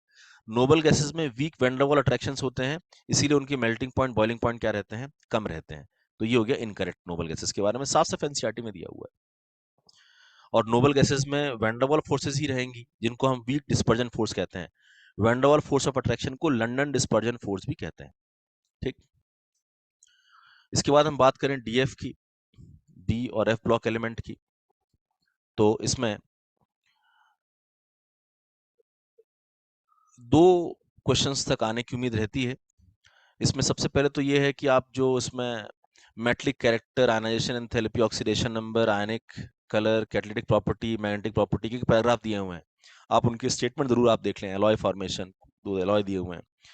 सबसे इंपॉर्टेंट टॉपिक इसमें होता है K2Cr2O7 KMnO4, इनका मेथड ऑफ प्रिपरेशन जो दिया है वो, और इनके जो ऑक्सीडाइजिंग प्रॉपर्टी है और उनके स्ट्रक्चर्स इंपॉर्टेंट है, उसको कवर कर लेना। लेंथेनाइड्स में खासकर लेंथेनाइड कॉन्ट्रैक्शन, और देखो मैंने तो इसमें वीडियो दिया हुआ है साफ साफ एकदम, मैं तो चैप्टर वाइज पूरा एनसीईआरटी के बेस पे वीडियो दिया हूँ, आप एटलीस्ट अगर वो भी देखे होते तो काम चल जाता। लेंथेनाइड्स में लेंथेनाइड कॉन्ट्रैक्शन, और प्रीवियस ईयर क्वेश्चंस में आप जो दिए हुए इनके बारे में चीजें वो पढ़ लेना, क्योंकि वही घुमा फिरा के पूछते रहते हैं। और लेंथेनाइड एक्टिनाइड का कंपैरिजन 4F 5F का एक टेबल बना के कंपैरिजन कर लो बस, ठीक। जैसे जो क्वेश्चन आया था, ये 2 क्वेश्चन पूछा गया था। बहुत देखो, घबराओ मत कि बहुत डिटेल में जाने की जरूरत है। अब 2 क्वेश्चन है, देखो जिरकोनियम हैफनियम का सिमिलर एटॉमिक रेडियाई पूछा। अरे भैया, प्रीवियस ईयर क्वेश्चन में पहले ही पूछा जा चुका है, फिर से पूछा गया है। तो इनकी एटॉमिक रेडियाई सिमिलर है, क्यों? तो लेंथेनाइड कॉन्ट्रैक्शन की वजह से हो गया। फिर इनकरेक्ट स्टेटमेंट पूछा है, एक्टिनाइड और लेंथेनाइड के स्टेटमेंट वेरीफाई करने आने चाहिए। तो मैंने वही कहा ना, उनका एक टैबलेट फॉर्म में बनाकर चीजों को रट लो। अब इसमें दिया है actinides are highly reactive metals, बिल्कुल। एक्टिनाइड लेंथेनाइड सब रिएक्टिव मेटल्स होते हैं। Actinide contraction is greater than lanthanide contraction, बिल्कुल। 4F से ज्यादा 5F का पुअर शील्डिंग इफेक्ट होता है, इसीलिए एक्टिनाइड कॉन्ट्रैक्शन ज्यादा शार्प होता है। और trivalent lanthanide ions are colourless, ये गलत दिया है, कलर्ड होते हैं ये आयंस। तो ये थर्ड वाला क्या है, इनकरेक्ट है। तो ये सब स्टेटमेंट एनसीईआरटी के ही हैं जो वेरीफाई कर रहे हैं आप। कोऑर्डिनेशन कंपाउंड बहुत इंपॉर्टेंट है, 2 से 3 क्वेश्चंस यहाँ पे आ सकते हैं। और इसमें तो हर टॉपिक ही इंपॉर्टेंट है। लिगेंड्स की इंफॉर्मेशन इंपॉर्टेंट है, लिगेंड्स का चार्ज, उसकी डेंसिटी, कोऑर्डिनेशन नंबर निकालना, ऑक्सीडेशन नंबर निकालना, EAN निकालना, इफेक्टिव एटॉमिक नंबर निकालना, कलर्ड है कि नहीं है वो बताना, मैग्नेटिक पैरामैग्नेटिक की डायमैग्नेटिक है बताना, और अनपेयर्ड से म्यू एस की वैल्यू और म्यू एस से अनपेयर्ड की वैल्यू निकालना। IUPAC के बेसिक रूल्स क्लियर होने चाहिए। कोऑर्डिनेशन कंपाउंड में आइसोमेरिज्म, स्ट्रक्चरल और स्टीरियो पहचान होनी चाहिए कि वो ज्योमेट्रिकल शो करेगा कि नहीं करेगा, ऑप्टिकल शो करेगा कि नहीं करेगा, स्ट्रक्चरल में किस टाइप का शो करेगा कि नहीं करेगा। वर्नर थ्योरी पे प्रीवियस ईयर क्वेश्चंस में बहुत क्वेश्चंस मिल जाएंगे, उसको जरूर कर लेना। प्राइमरी वैलेंसी सेकेंडरी वैलेंसी में डिफरेंस क्या है, डिसोसिएशन के बाद वो कितने आयंस देने वाला है, कौन सा आयन प्रेसिपिटेट होने वाला है, CFT crystal field theory, ऑक्टाइडल complex टेट्राइडल complex पे पता होना चाहिए। और लास्ट में एक पैराग्राफ दिया है जिसमें कि उन्होंने कुछ बायोलॉजिकल इंपॉर्टेंस और कोऑर्डिनेशन कंपाउंड के कुछ पॉइंट्स, 10-12 पॉइंट्स दिए हैं, उसको जरूर आप देख लीजिएगा एक बार। और PYQ तो अल्टीमेटली आपको लगाना ही लगाना है। ये क्वेश्चन पूछा गया था, इस EDTA के बारे में पूछा था कि भैया बताओ क्या स्टेटमेंट है। EDTA का आपको स्ट्रक्चर पता है, इथिलीन डाई अमीन टेट्रा एसीटेटो, ये होता है EDTA। और इसमें हेक्साडेंटेट होता है, और 4 उसके डोनर होते हैं, ऑक्सीजन, और 2 डोनर कौन होते हैं, नाइट्रोजन। हेक्साडेंटेट होता है ये। तो एक बेसिक क्वेश्चन पूछा है ना, पढ़ने के लिए बहुत कुछ है। अरे कम से कम जितना पढ़ के रिवाइज करके बैठ सकते हो उतना तो करो, अपना एफर्ट तो कम से कम लगाओ आप। हेलो एल्केन, हेलो एरिन, घबराओ मत, बेसिक एफर्ट। अब देखो इसमें पढ़ने के लिए बहुत कुछ है, इसमें ज्यादातर क्वेश्चंस आते हैं SN रिएक्शन के। इस चैप्टर से क्वेश्चन अगर आएगा तो SN1 SN2 जो भी तुम्हें पढ़ाया गया अच्छी तरह से, उसको जरूर देख लेना। अब देखो इसमें स्पेसिफाइड है नेचर ऑफ CX बॉन्ड, यही क्वेश्चन पूछा गया 21 में, नेचर ऑफ CX बॉन्ड। ठीक है, बाकी इस चैप्टर में सबसे जो इंपॉर्टेंट है वो है SN रिएक्शन, SN1 SN2 के बारे में जरूर पढ़ लेना, ठीक। और लास्ट में ये पैराग्राफ दिया हुआ है, वो अनयूजुअल क्वेश्चन अगर बनेगा तो यहीं से बन जाएगा, डाइक्लोरोमीथेन, ट्राइक्लोरोमीथेन, टेट्राक्लोरोमीथेन, आइडोफॉर्म, फ्रीऑन, DDT। यहाँ से वो अनयूजुअल क्वेश्चन बना देंगे, यानी कि वो स्टेटमेंट थोड़ा सा एक बार आप पढ़ के जरूर बैठिएगा। जो क्वेश्चन पूछा गया था लास्ट ईयर वो ये था कि CX बॉन्ड का बॉन्ड एंथैल्पी, सीधा सीधा लंबा बॉन्ड होगा तो बॉन्ड एंथैल्पी कम हो जाएगी, तो CF सबसे छोटा है, एंथैल्पी ज्यादा रहेगी, CCl कमजोर हो जाएगा, CBr और कमजोर। और ये यानी कि यहाँ तो सीधा सीधा क्वेश्चन था कि बॉन्ड लेंथ जो है और बॉन्ड एनर्जी का इनवर्स रिलेशन होता है। इस पे इस क्वेश्चन एक क्वेश्चन बस ये था, इजी सा एकदम। याद रखो, हर बार डिफिकल्ट चीजें नहीं आती हैं, कहीं से डिफिकल्ट आएंगी तो कहीं से इजी आएंगी। 35+ क्वेश्चंस इजी रहेंगे, मेरी बात को ट्रस्ट करो, ठीक। आगे, फिनॉल, अल्कोहल, फिनॉल ईथर, ये बहुत ही इंपॉर्टेंट टॉपिक चल रहा है फिलहाल आज की डेट में। और यहाँ पे method of preparation of alcohol NCERT based vehicle कर करना है। Oxidation of of alcohol important, अच्छा मिनट, ये method of preparation of alcohol पहले कवर कर लेंगे आप। उसके बाद आप इसमें आइडेंटिफिकेशन में लूकास टेस्ट जो होता है प्राइमरी सेकेंडरी टर्शरी में, उसको जरूर आप देख लीजिएगा, लूकास टेस्ट के बारे में आप जो भी जानते हो। डिहाइड्रेशन ऑफ अल्कोहल बहुत इंपॉर्टेंट टॉपिक है, E1 E2 के अंडर आपको ये पढ़ाया गया है, ठीक। और इसमें फिर फिनॉल मेरे ख्याल से आगे लिया है मैंने क्या, हाँ ठीक। ये मैंने केवल फिलहाल यहाँ अल्कोहल का लिखा हुआ है। तो अल्कोहल में देखो 2 इंपॉर्टेंट चीजें हैं, मेथड ऑफ प्रिपरेशन जो NCERT में दी हैं उनको आप देख लेना, और SN रिएक्शंस ऑफ अल्कोहल जिसमें अल्कोहल को हम किस में कन्वर्ट करते हैं, एल्काइल हैलाइड में, PCl3 PCl5 SOCl2 HX के साथ जो रिएक्शन मैंने कराई हैं उनको देख लेना। और उसके बाद फिर ऑक्सीडेशन ऑफ अल्कोहल इंपॉर्टेंट है और डिहाइड्रेशन ऑफ अल्कोहल इंपॉर्टेंट है, डिहाइड्रेशन ऑफ अल्कोहल इंपॉर्टेंट है। और इसमें एक एस्टरिफिकेशन रिएक्शन भी इंपॉर्टेंट है, एनसीईआरटी में दी है, हालांकि ये आप एसिड में भी पढ़ते हैं। एक क्वेश्चन पूछा गया था बस इससे, ये पूछा गया था, एसीटोन पे RMGX की रिएक्शन कराकर अल्कोहल प्रिपरेशन है ये, यानी अगर आप एसीटोन ले रहे हैं CH3 C double bond O CH3 ले रहे हैं और आप साथ में लिए हैं RMGX, तो RMGX यहाँ पे अटैक करके और फाइनली इसको हाइड्रोलाइज करने के बाद टर्शियरी अल्कोहल बना देगा, टर्शियरी अल्कोहल। तो ये हमें जो मिलेगा वो ऐसा मिलेगा, CH3 ये हो जाएगा OH, एक CH3 और, लेकिन ये 2 कार्बन का इथाइल पार्ट लगा है, तो ये 1 2 3 4 4 कार्बन का अल्कोहल बना, 2 पे अल्कोहल ओल है और 2 पे ही मिथाइल भी है, तो 2 मिथाइल ब्यूटेन 2 ओल इसका आंसर आ गया। यानी ये method of preparation of alcohol से क्वेश्चन फ्रेम किया गया, जो इजी है एकदम। RMGX की रिएक्शन तुम्हें पता होनी चाहिए, फॉर्मल्डिहाइड के साथ, किसी दूसरे एल्डिहाइड के साथ, और किसके साथ, तो कीटोन के साथ। ठीक, फिनॉल पूरी तरह से एनसीईआरटी में जो चीजें दी हैं, फिनॉल की 4 प्रिपरेशंस दी हैं उनको देख लीजिए। और फिनॉल की 2 बहुत इंपॉर्टेंट नेम रिएक्शंस हैं, एक है रीमर टाइमन रिएक्शन और एक है कोल बेस रिएक्शन। ठीक, ये 2 नेम रिएक्शन है, इसको जरूर देख लेना, बाकी जो छोटी मोटी रिएक्शंस और हैं वो। एसिडिक नेचर ऑफ फिनॉल, यानी फिनॉल का सोडियम के साथ रिएक्शन और NaOH के साथ रिएक्शन, इसको जरूर देख लीजिएगा। फिर फिनॉल की जो रिएक्शंस हैं, इलेक्ट्रोफिलिक, हेलोजिनेशन, नाइट्रेशन, सल्फोनेशन वाली रिएक्शंस, उसको देख लीजिएगा। मतलब पूरी तरह से एनसीईआरटी की रिएक्शन से कवर कर लो। और ईथर में तो केवल 2 ही रिएक्शंस कवर करो ढंग से, Williamson synthesis and cleavage of ether, 2 reactions केवल कवर कर लो, आएगा तो यहीं से आएगा, अदरवाइज नहीं आएगा। ठीक है, इसके बाद बात करते हैं एल्डिहाइड कीटोन कार्बोक्सिलिक एसिड। इससे 1 या 2 क्वेश्चन इससे भी रहते हैं। एल्डिहाइड कीटोन की मैं बात करूं अगर, तो इसमें सबसे इंपॉर्टेंट है न्यूक्लियोफिलिक एडिशन। न्यूक्लियोफिलिक एडिशन इसमें सबसे इंपॉर्टेंट है, जिसमें आप HCN का एडिशन पढ़ते हैं, NaHSO3 का एडिशन पढ़ते हैं, हाँ RMGX का एडिशन पढ़ते हैं। ये 3 इंपॉर्टेंट आप एडिशंस जरूर देख लीजिएगा न्यूक्लियोफिलिक एडिशंस में। और फिर एक होता है nucleophilic addition followed by elimination, जिसमें आप अमोनिया डेरिवेटिव की रिएक्शंस पढ़ते हैं, अमोनिया डेरिवेटिव। और अल्फा हाइड्रोजन की जो 2 रिएक्शंस हैं, एल्डोल और कैनिजारो, एल्डोल और कैनिजारो बहुत इंपॉर्टेंट नेम रिएक्शंस हैं इस चैप्टर की। और फिर ये 2 न्यूक्लियोफिलिक एडिशन आप पहले कवर कर लो, nucleophilic addition followed by elimination cover कर लो, एल्डोल कैनिजारो कवर कर लो, ये इसमें ज्यादा इंपॉर्टेंट टॉपिक है, बाकी आप स्किप कर सकते हो। कार्बोक्सिलिक एसिड में मेथड ऑफ प्रिपरेशन में कुछ रिएक्शंस दी हैं उनको कवर कर लो, और इसकी कार्बोक्सिलिक एसिड की डीकार्बोक्सिलेशन रिएक्शंस जो आप ऑलरेडी पढ़ चुके हो किसमें, एल्केन में, उनको एक बार फिर से रिवाइज कर लेना। एसिडिक स्ट्रेंथ पे क्वेश्चंस यहाँ आ सकते हैं एनसीईआरटी बेस्ड, कि कौन ज्यादा एसिडिक है कौन कम एसिडिक है, तो उस पर थोड़ा सा आप देख लीजिएगा। ऑर्गेनिक कंपाउंड कंटेनिंग नाइट्रोजन, 1 या 2 क्वेश्चंस यहाँ से भी आ सकते हैं। इसमें साइनाइड की और आइसोसाइनाइड की जो रिएक्शंस हैं वो है रिडक्शंस और hydrolysis reactions. Benzene diazonium chloride बहुत इंपॉर्टेंट है, इसमें SN रिएक्शन और SE रिएक्शंस आपको पढ़ाई गई हैं, उसको कवर कर लेना एनसीईआरटी बेस्ड। एमीन्स में मेथड ऑफ प्रिपरेशन में कुछ नेम रिएक्शंस बहुत इंपॉर्टेंट हैं, गैब्रियल थैलेमाइड और हॉफमैन ब्रोमाइड, तो सबसे इंपॉर्टेंट रिएक्शन है इस चैप्टर की, हॉफमैन ब्रोमाइड डिग्रेडेशन, जरूर कवर करना उसको। ठीक, और उसके बाद फिर identification of primary secondary tertiary amine test, यानी कि एक तो इनकी रिएक्शन ना HNO2 के साथ इंपॉर्टेंट है प्राइमरी सेकेंडरी टर्शियरी की, एक इनकी हिंसबर्ग के साथ इंपॉर्टेंट है, हिंसबर्ग रिएजेंट के साथ, और एक कार्बाइल अमाइन टेस्ट इंपॉर्टेंट है, carbylamine test, carbylamine test, और एक एजोडाइड टेस्ट। तो HNO2 के साथ Hinsberg, carbylamine, azo dye test आप जरूर कवर कर लीजिएगा इसमें आइडेंटिफिकेशन और टेस्ट वाले टॉपिक में। ठीक है, ये एक क्वेश्चन पूछा गया था पिछले साल, हिंसबर्ग में कौन डिसॉल्व करेगा, सीधा सीधा है वो एमीन डिसॉल्व करेगा जिसमें N के पास H होगा, जिसमें N के पास H होगा।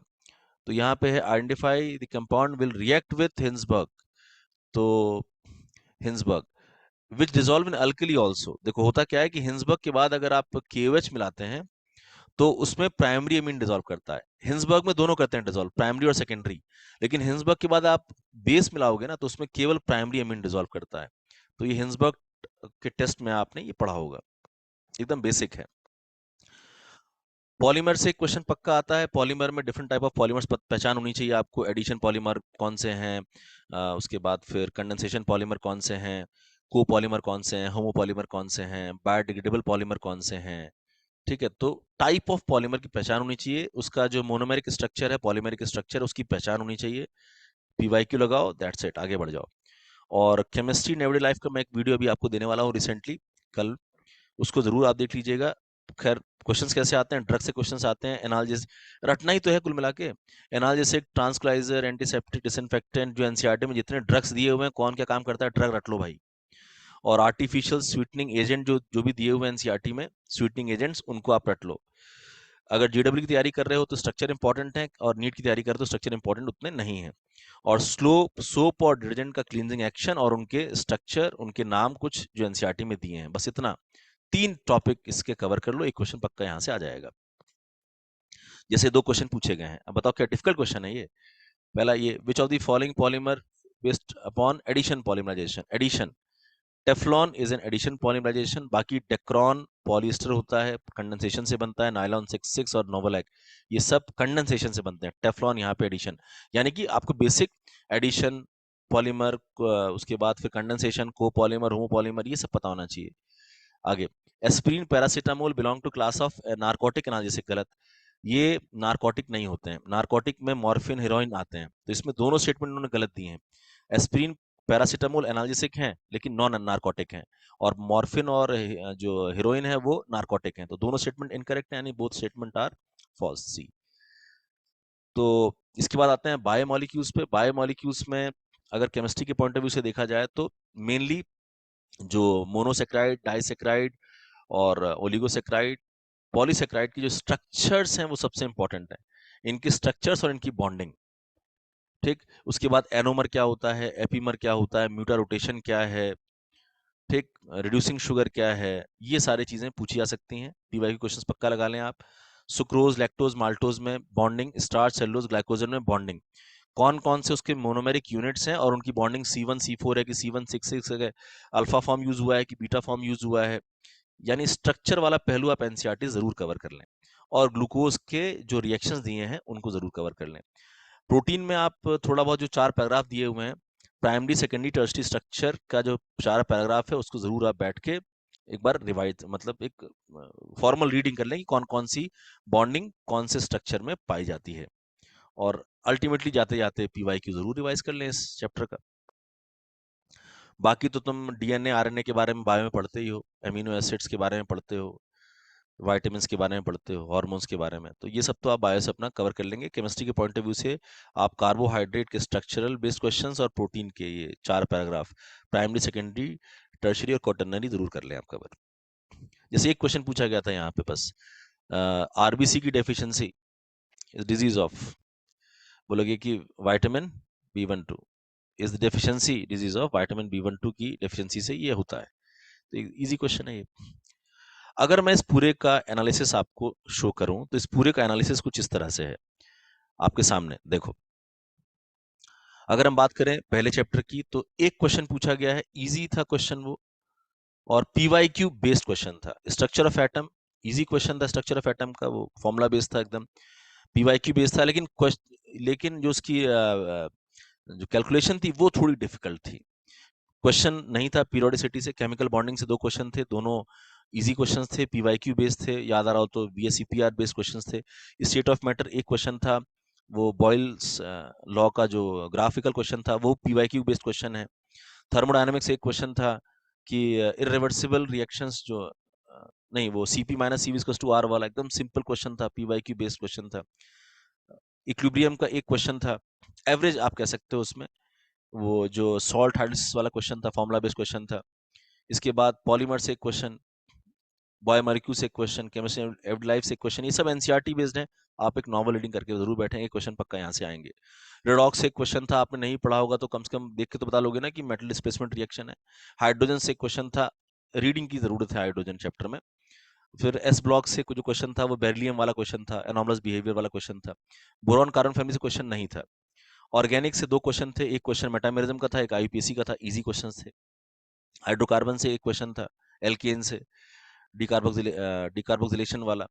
और उसके बाद फिर हाइड्रोकार्बन एल्कीन एल्काइन से 2 क्वेश्चंस थे, यानी एक HBr पेरोक्साइड वाला क्वेश्चन था, एक हाइड्रोकार्बन में क्वेश्चन था आपका वो कॉन्फर्मेशन वाला, और यहाँ पे क्वेश्चन था E1 E2 पर बेस्ड क्वेश्चन था, और एक था HBr पेरोक्साइड पे बेस्ड। तो इजी क्वेश्चन थे ना वो, बेंजीन से वाला क्वेश्चन नहीं था।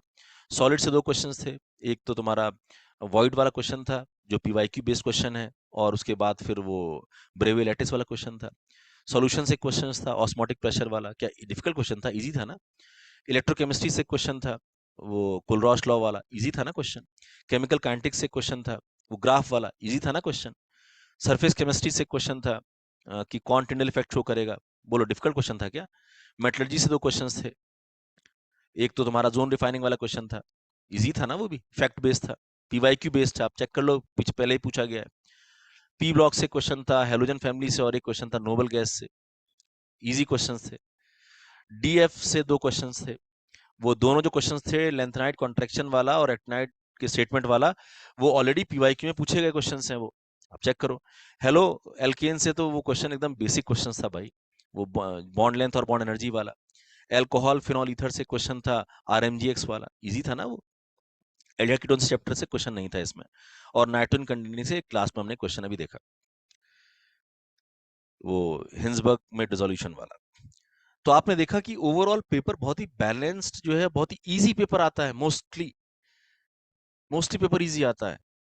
ये सेक्शन ए का एनालिसिस था। अब मैं आ रहा हूँ सेक्शन बी में, जल्दी से बिना टाइम वेस्ट किए। सेक्शन बी में 15 क्वेश्चंस थे। मैं ये एनालिसिस इसलिए दे रहा हूँ कि आप ध्यान दें, इस बार पेपर लगभग मोर और लेस ऐसा ही रहेगा। एक क्वेश्चन था ये, इरिवर्सिबल एक्सपेंशन में कौन सी कंडीशन होती है? इरिवर्सिबल एक्सपेंशन आइसोथर्मल कंडीशन है भैया। आइसोथर्मल में ना डेल्टा टी 0 होता है, और इसीलिए डेल्टा यू भी क्या आता है? 0 आता है। और इरिवर्सिबल है यानी स्पॉन्टेनियस है, स्पॉन्टेनियस प्रोसेस का डेल्टा टोटल पता है क्या आता है? ये आता है पॉजिटिव। तो एकदम इजी क्वेश्चन था कि इंटरनल एनर्जी जो है वो 0 होगी, और डेल्टा टोटल क्या रहेगा? नॉन जीरो, पॉजिटिव रहेगा। इजी था, थर्मोडायनामिक्स क्वेश्चन था। इजी था कि नहीं था बताओ? और ये क्वेश्चन PYQ बेस्ड है, आप चेक करके देखें। फिर एक क्वेश्चन ये हो गया आपका, कोऑर्डिनेशन से हो गया। कोऑर्डिनेशन PYQ बेस्ड है, आपको अलग अलग कॉम्प्लेक्स में क्या निकालना आना चाहिए इनका, कि कौन वीक लेगेंड है, कौन स्ट्रॉन्ग लेगेंड है, कहाँ पेयरिंग होगी, कहाँ पेयरिंग नहीं होगी, और अनपेड इलेक्ट्रॉन चेक करना आना चाहिए, अनपेड इलेक्ट्रॉन। ठीक, आप यहाँ जब चेक करोगे ना, तो आयरन यहाँ +2 स्टेट में है, D6 आएगा स्ट्रॉन्ग लिगेंड के साथ, एक भी अनपेयर्ड नहीं आएगा, और ये 0 हो जाएगा। तो सी का मैंने 2 देखा और एक ही ऑप्शन मैच कर रहा है, तुरंत मैं टिक करके आगे बढ़ जाऊंगा। तो ये एक इंपॉर्टेंट है टॉपिक, PYQ बेस्ड क्वेश्चन है, इजी है। आप देखो तुम्हारे सामने मैं पैटर्न एनालिसिस कर रहा हूँ कि इजी क्वेश्चन है। हाँ, थोड़ा टाइम ले सकता है, आप इसको जब चेक करोगे अनपेल्ड तो टाइम आपसे ले सकता है ये क्वेश्चन। जैसे अब ये क्वेश्चन है, NaBH4 आपको पता है ईस्टर का रिडक्शन नहीं करता, कीटोन एल्डिहाइड का रिडक्शन करता है, उस पर बेस्ड क्वेश्चन है, इजी क्वेश्चन है, एल्डिहाइड कीटोन चैप्टर से है, और वो रिड्यूसिंग एजेंट है जो एनसीईआरटी में दिया है, इसीलिए फालतू की चीजें मत पढ़ो, एनसीईआरटी में जो पढ़ाई गई चीजें हैं बस वही पढ़ो। अगला क्वेश्चन ये है, पी ब्लॉक का है। पी ब्लॉक में आप देखोगे तो एसिडिक इसमें पूछा है, कौन सा गलत है ना, is not strictly according to the given property. अब देखो ये सेकंड प्रॉपर्टी है, एसिडिक स्ट्रेंथ बढ़ती हुई है, ये तो करेक्ट है। अगला है इंक्रीजिंग pKa वैल्यू। देखो pKa वैल्यू मैं तुम्हें समझा दूं कि एसिडिक स्ट्रेंथ जब बढ़ती है ना, तो Ka बढ़ती है और pKa वैल्यू डिक्रीज करती है। तो H2O से H2Te तक ना एसिडिक स्ट्रेंथ बढ़ रही है, Ka बढ़ रही है, pK घटनी चाहिए, यानी यही वाली वैल्यू गलत दे दी इन्होंने। देखो मैंने कहा था ना हाइड्राइड्स बहुत इंपॉर्टेंट है, देखो हाइड्राइड्स वाले क्वेश्चन आ गए तुम्हारे सामने। पी ब्लॉक का क्या डिफिकल्ट क्वेश्चन है? इजी क्वेश्चन है, PYQ बेस्ड क्वेश्चन है। PYQ बेस्ड क्वेश्चन कहने का मतलब है कि ऐसे क्वेश्चन तुम्हें PYQ मिल जाएंगे। अगला क्वेश्चन देखो ये पूछा है, sodium salt of carboxylic acid है, sodium salt of carboxylic acid है, NaOH के साथ कुछ और हीट कर रहे हो, और इसका जो है सोडियम कार्बोनेट अलग हो गया, तो ये डीकार्बोक्सिलेशन रिएक्शन है, सोडा लाइम वाली रिएक्शन है, पहचान गए? पहचानना था, सोडा लाइम वाली रिएक्शन है, बस पहचानना था। इजी क्वेश्चन है कि नहीं है? Decarboxylation of soda lime with soda lime. इसमें पूछा है नॉन पोलर कौन सा है, नॉन पोलर, तो VSEPR बेस्ड क्वेश्चन है, केमिकल बॉन्डिंग बेस्ड क्वेश्चन है, और इजी क्वेश्चन है। नॉन पोलर वो होगा जो सिमेट्रिकल होगा, नॉन पोलर वो होगा जो सिमेट्रिकल होगा। इसमें आप चेक करोगे ना तो SbCl5 जो है ये आएगा trigonal bi pyramidal, SbCl5, trigonal bi pyramidal. और इसके 5 बॉन्ड एक दूसरे को कैंसिल कर रहे हैं, इसीलिए ये क्या जाएगा, डाइपोल मोमेंट जीरो। कहा था ना सिमेट्रिकल मॉलिक्यूल जो होते हैं उनका डाइपोल मोमेंट क्या आता है, जीरो आता है। तो ये भी तो इजी क्वेश्चन है, डिफिकल्ट तो नहीं है अगर पढ़े हो तो। अब ये एक क्वेश्चन मैंने यहाँ पे एनालाइज किया, ये कहाँ का क्वेश्चन है, एनवायरमेंटल केमिस्ट्री क्वेश्चन है ये।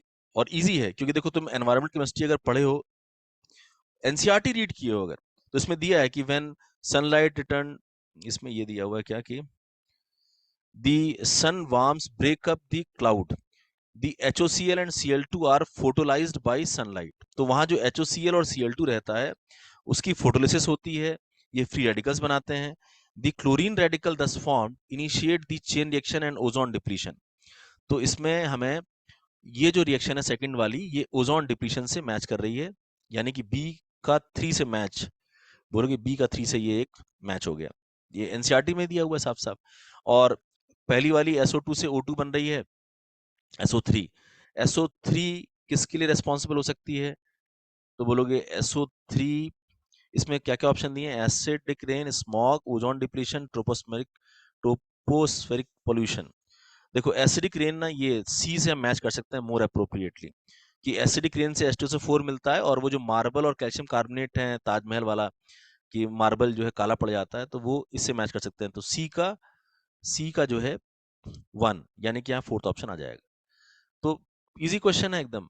एनसीईआरटी की रीडिंग बस तुम्हारी अगर प्रॉपर है तो कर सकते हो इस क्वेश्चन को। आगे बात करें इसमें देखो मैंने एनसीईआरटी का ये वो पैराग्राफ आगे भी दिया हुआ है, इतना कम से कम रीड कर लेना ये, ठीक है।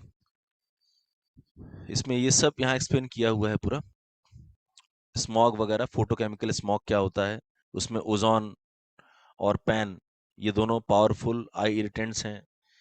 तो एक बार आप एटलीस्ट अभी फिलहाल जो समय है उसमें एनसीईआरटी का ये चैप्टर जरूर फॉर्मल रीडिंग कर लें।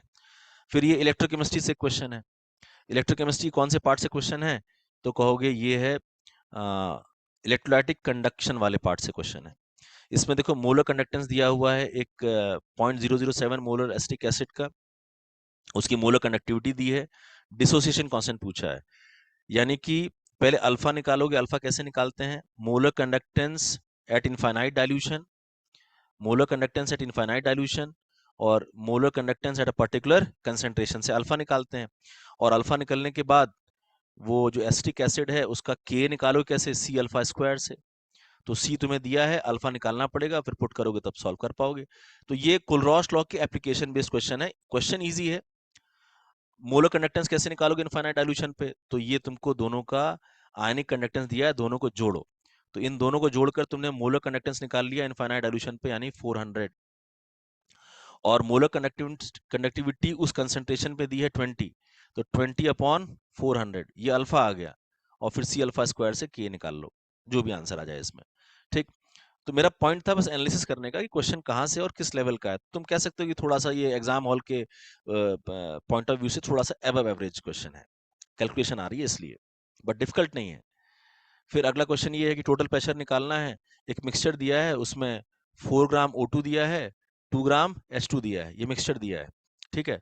4 ग्राम O2, 2 ग्राम H2, और इसका प्रेशर पूछा है, तो PV is equal to nRT।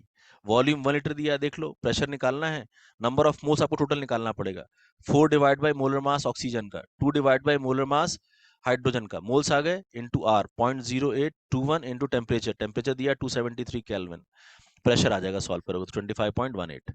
यानी PV equal to nRT based question है, बस ध्यान रखना था कि उस कंटेनर में 2 गैसेस हैं, दोनों के टोटल मोल्स चाहिए मेरे को। गैसेस से क्वेश्चन है, आप इसको एवरेज कैटेगरी में डाल दो अगर इजी नहीं लग रहा है तो। बट ऐसे questions PV equal to nRT based questions previous year में पूछे गए, आप चेक कर सकते हैं। फिर अगर हम बात करें इसमें अगला, ये राउल्ट्स लॉ बेस्ड क्वेश्चन है। इसमें क्या है, बेंजीन का और ऑक्टेन का दोनों का वेपर प्रेशर दिया है, और दोनों को 3:2 रेशियो में हमने मिलाया। तो ऑक्टेन का जो मोल फ्रैक्शन आ जाएगा वो आ जाएगा 3/5, और नहीं बेंजीन का आ जाएगा, बेंजीन का आ जाएगा 3/5, और ऑक्टेन का आ जाएगा 2/5। तो 3/5 ये बेंजीन का मोल फ्रैक्शन है, और बेंजीन का वेव प्रेशर है 280, प्लस 2/5 ऑक्टेन का है और उसका वेव प्रेशर है 420। यानी हम पता है कौन सा फॉर्मूला लगा रहे हैं, PS is equal to chi A P naught A plus chi B P naught B, अगर याद आ रहा हो राउल्स में पढ़ाया गया आपको, तो इस तरीके से तुम पीएस निकाल सकते हो। ठीक है, तो ये फॉर्मूला बेस्ड क्वेश्चन था। आप इसको भी एवरेज से थोड़ा ज्यादा मान सकते हो क्योंकि एग्जाम में क्लिक नहीं करता इसलिए, बट ये ऐसे क्वेश्चंस पीवाईक्यू में पूछे गए हैं, दो लिक्विड लिक्विड को मिला के राउल्स लॉ पे बेस्ड क्वेश्चंस। ठीक, अगला है, ये क्वेश्चन है केमिकल बॉन्डिंग का, आइसो इलेक्ट्रॉनिक पूछा है कि कौन नहीं है, तो जाहिर सी बात है आयरन में 26 होते हैं, दो चले गए तो 24 बचे, और मैग्नीज में 25 होते हैं, दो चले 23 बचे, तो इसमें इलेक्ट्रॉन्स बराबर नहीं है, इसीलिए ये आइसो इलेक्ट्रॉनिक स्पीशी नहीं है। फर्स्ट वाला इजी क्वेश्चन था कि नहीं था ये। अगला क्वेश्चन, ये क्रोमाइल क्लोराइड दिख गया तुमको, तुरंत दिमाग में आना चाहिए कि क्रोमाइल क्लोराइड इस CH3 को बनाने वाला है CHO, इटार्ड रिएक्शन है ये, इटार्ड रिएक्शन, लेकिन बीच में कभी कभी वो इंटरमीडिएट पूछते हैं, तो वो तुमको याद रखना चाहिए। ये बी ऑप्शन आ जाएगा, एनसीईआरटी बेस्ड क्वेश्चन है, इजी क्वेश्चन है, इटार्ड कई बार पहले भी पूछा गया क्वेश्चन है, पीवाईक्यू बेस्ड क्वेश्चन है। अगला, ये NH2 एमीन का क्वेश्चन है, देखो एनिलीन दिया है, NaNO2 प्लस HCl दिया है, डाई एजोटाइजेशन होती है, N2Cl बन जाता है। अब क्या लें उस N2Cl को हटाने के लिए, यहाँ पूछा है, तो तुम दो चीज ले सकते हो, एक इथेनॉल और एक H3PO2। याद करो, तुमको ये पढ़ाया गया है कि बेंजीन डायजोनियम क्लोराइड अगर दिया है, N2Cl दिया है, तो तुम इथेनॉल के साथ अगर गर्म करोगे या H3PO2 के साथ गर्म करोगे, तो तुम उसे रिड्यूस करके क्या बना सकते हो, बेंजीन बना सकते हो। ठीक, तो ये बन गया बेंजीन, ये हो गया थर्ड ऑप्शन, इजी क्वेश्चन था, और आप चेक कर लो ऐसा क्वेश्चन पीवाईक्यू में दिया हुआ होगा। ठीक, तो अल्टीमेटली एक क्वेश्चन और इसमें है, देखें केमिकल काइनेटिक्स का क्वेश्चन है ये आरएनएस वाला टॉपिक का क्वेश्चन आ गया। आपको ये पता है कि K a rate constant is equal to A Arrhenius equation E A upon R T, और इसको जब आप लॉग नेचुरल के कहते हो, तो ये log natural A minus E A upon R T बन जाता है। तो अगर आप देखें तो लॉग नेचुरल के और 1/t को प्लॉट करने पर जो स्लोप आता है वो है -EA/r, और उसकी वैल्यू इन्होंने दी है -5 × 10⁻³ तो माइनस माइनस कैंसिल हो गया, आर को इससे मल्टीप्लाई कर दो, सॉल्व हो गया। यानी कि क्वेश्चन किस पे बेस्ड था, आरएनएस इक्वेशन को प्लॉट करने पर बेस्ड था कि उसमें स्लोप वैल्यू और इंटरसेप्ट वैल्यू क्या आती है, ये आपको पता होना चाहिए। तो चलो ठीक है, कैलकुलेशन था तो थोड़ा मैंने इसको एवरेज मान लिया, बट ये ऐसा क्वेश्चन भी आरएनएस इक्वेशन का पूछा गया पीवाईक्यू में। ठीक, फिर ये मैच दी फॉलोइंग करना है, पहचानना है। देखो अगर हम देखें हेलो फॉर्म टेस्ट तुरंत दिखाई दे रहा होगा, बी वाला हेलो फॉर्म टेस्ट, NaOX और ये CH3CO ग्रुप वाला, पहला वाला गेटरमैन कोच जा रहा है ना, और उसके बाद ये हेलवोलाट जेलेंस्की जा रहा है एसिड की जो रिएक्शन है हेलोजन के साथ, और ये एस्टरिफिकेशन, तो ये सबसे मेन नेम रिएक्शन को बस मैच करना है, नेम रिएक्शंस वाली क्वेश्चन है। और इसमें ज्यादातर जो क्वेश्चंस हैं वो आप देख सकते हो कार्बोक्सिलिक एसिड के हैं, तो रिएक्शंस एनसीईआरटी बेस्ड है पूरी तरीके से। तो इस सेक्शन बी का भी अगर आप ध्यान से देखोगे पेपर एनालिसिस, तो आप ये देखोगे कि इसमें न्यूमेरिकल पोर्शन थोड़ा सा अबव एवरेज था, डिफिकल्ट नहीं था लेकिन अबव एवरेज था। ठीक, आप पूरा एनालिसिस देख लो, पूरा काउंटिंग कर लो, 35 प्लस क्वेश्चंस इजी थे। इसीलिए जाते जाते मैं आपको कुछ सलाह देना चाहता हूं आपके नीट 22 के लिए, कम से कम आप इज्जत के साथ 140 प्लस तो पा सको आसानी से, बिना पैनिक हुए। बेसिक नॉलेज को फोकस करो, हर चैप्टर के कॉन्सेप्ट्स को फोकस करो, पैनिक मत करो एक्सेप्शंस के साथ बिल्कुल भी। हर चैप्टर इंपॉर्टेंट है सुपरफिशियली, बट किसी को बहुत ज्यादा टाइम मत दो इंडिविजुअल चैप्टर को। अगर कोई चैप्टर तंग कर रहा है तो उसके लिए पीवाईक्यू सफिशिएंट है। एनसीईआरटी फोकस केवल करो, प्रीवियस क्वेश्चन पे फोकस करो, और जो मुझसे पढ़े हैं वो मेरी कॉपी को फोकस करें। ठीक, और उसके बाद फिर केमिस्ट्री में समय कम देना है, ये नहीं कि दिन भर केमिस्ट्री पढ़ते रहो, टाइम को मैनेज करो, बायो पर ही प्रायोरिटी होनी चाहिए। उसके बाद हर चैप्टर की ना एक दो पन्ने की समरी, जल्दी जल्दी रिवाइज करने वाली समरी, ताकि आप लास्ट में थोड़ा उसको देख सके, पन्ने पर तो आधा चले जाओ, मेन मेन पॉइंट। और टाइम मैनेजमेंट पे ज्यादा फोकस करना है। ठीक, कि और अच्छी नींद लो, 6 से 7 घंटे की नींद लो कम से कम, और जितना अपना बेस्ट दे सकते हो ना वो दो। 24 घंटे में आप अपना टाइम को बेस्ट यूटिलाइज करो। अगर सब कुछ कवर नहीं भी हो रहा है तो चिंता मत करो, सेटिस्फाइड रहो कि जितना मैं कर सकता हूँ उतना मैं करूंगा। तो फिलहाल मैं आप लोगों से अलविदा लेता हूँ, और आप सभी को ऑल दी बेस्ट, अच्छा करिए।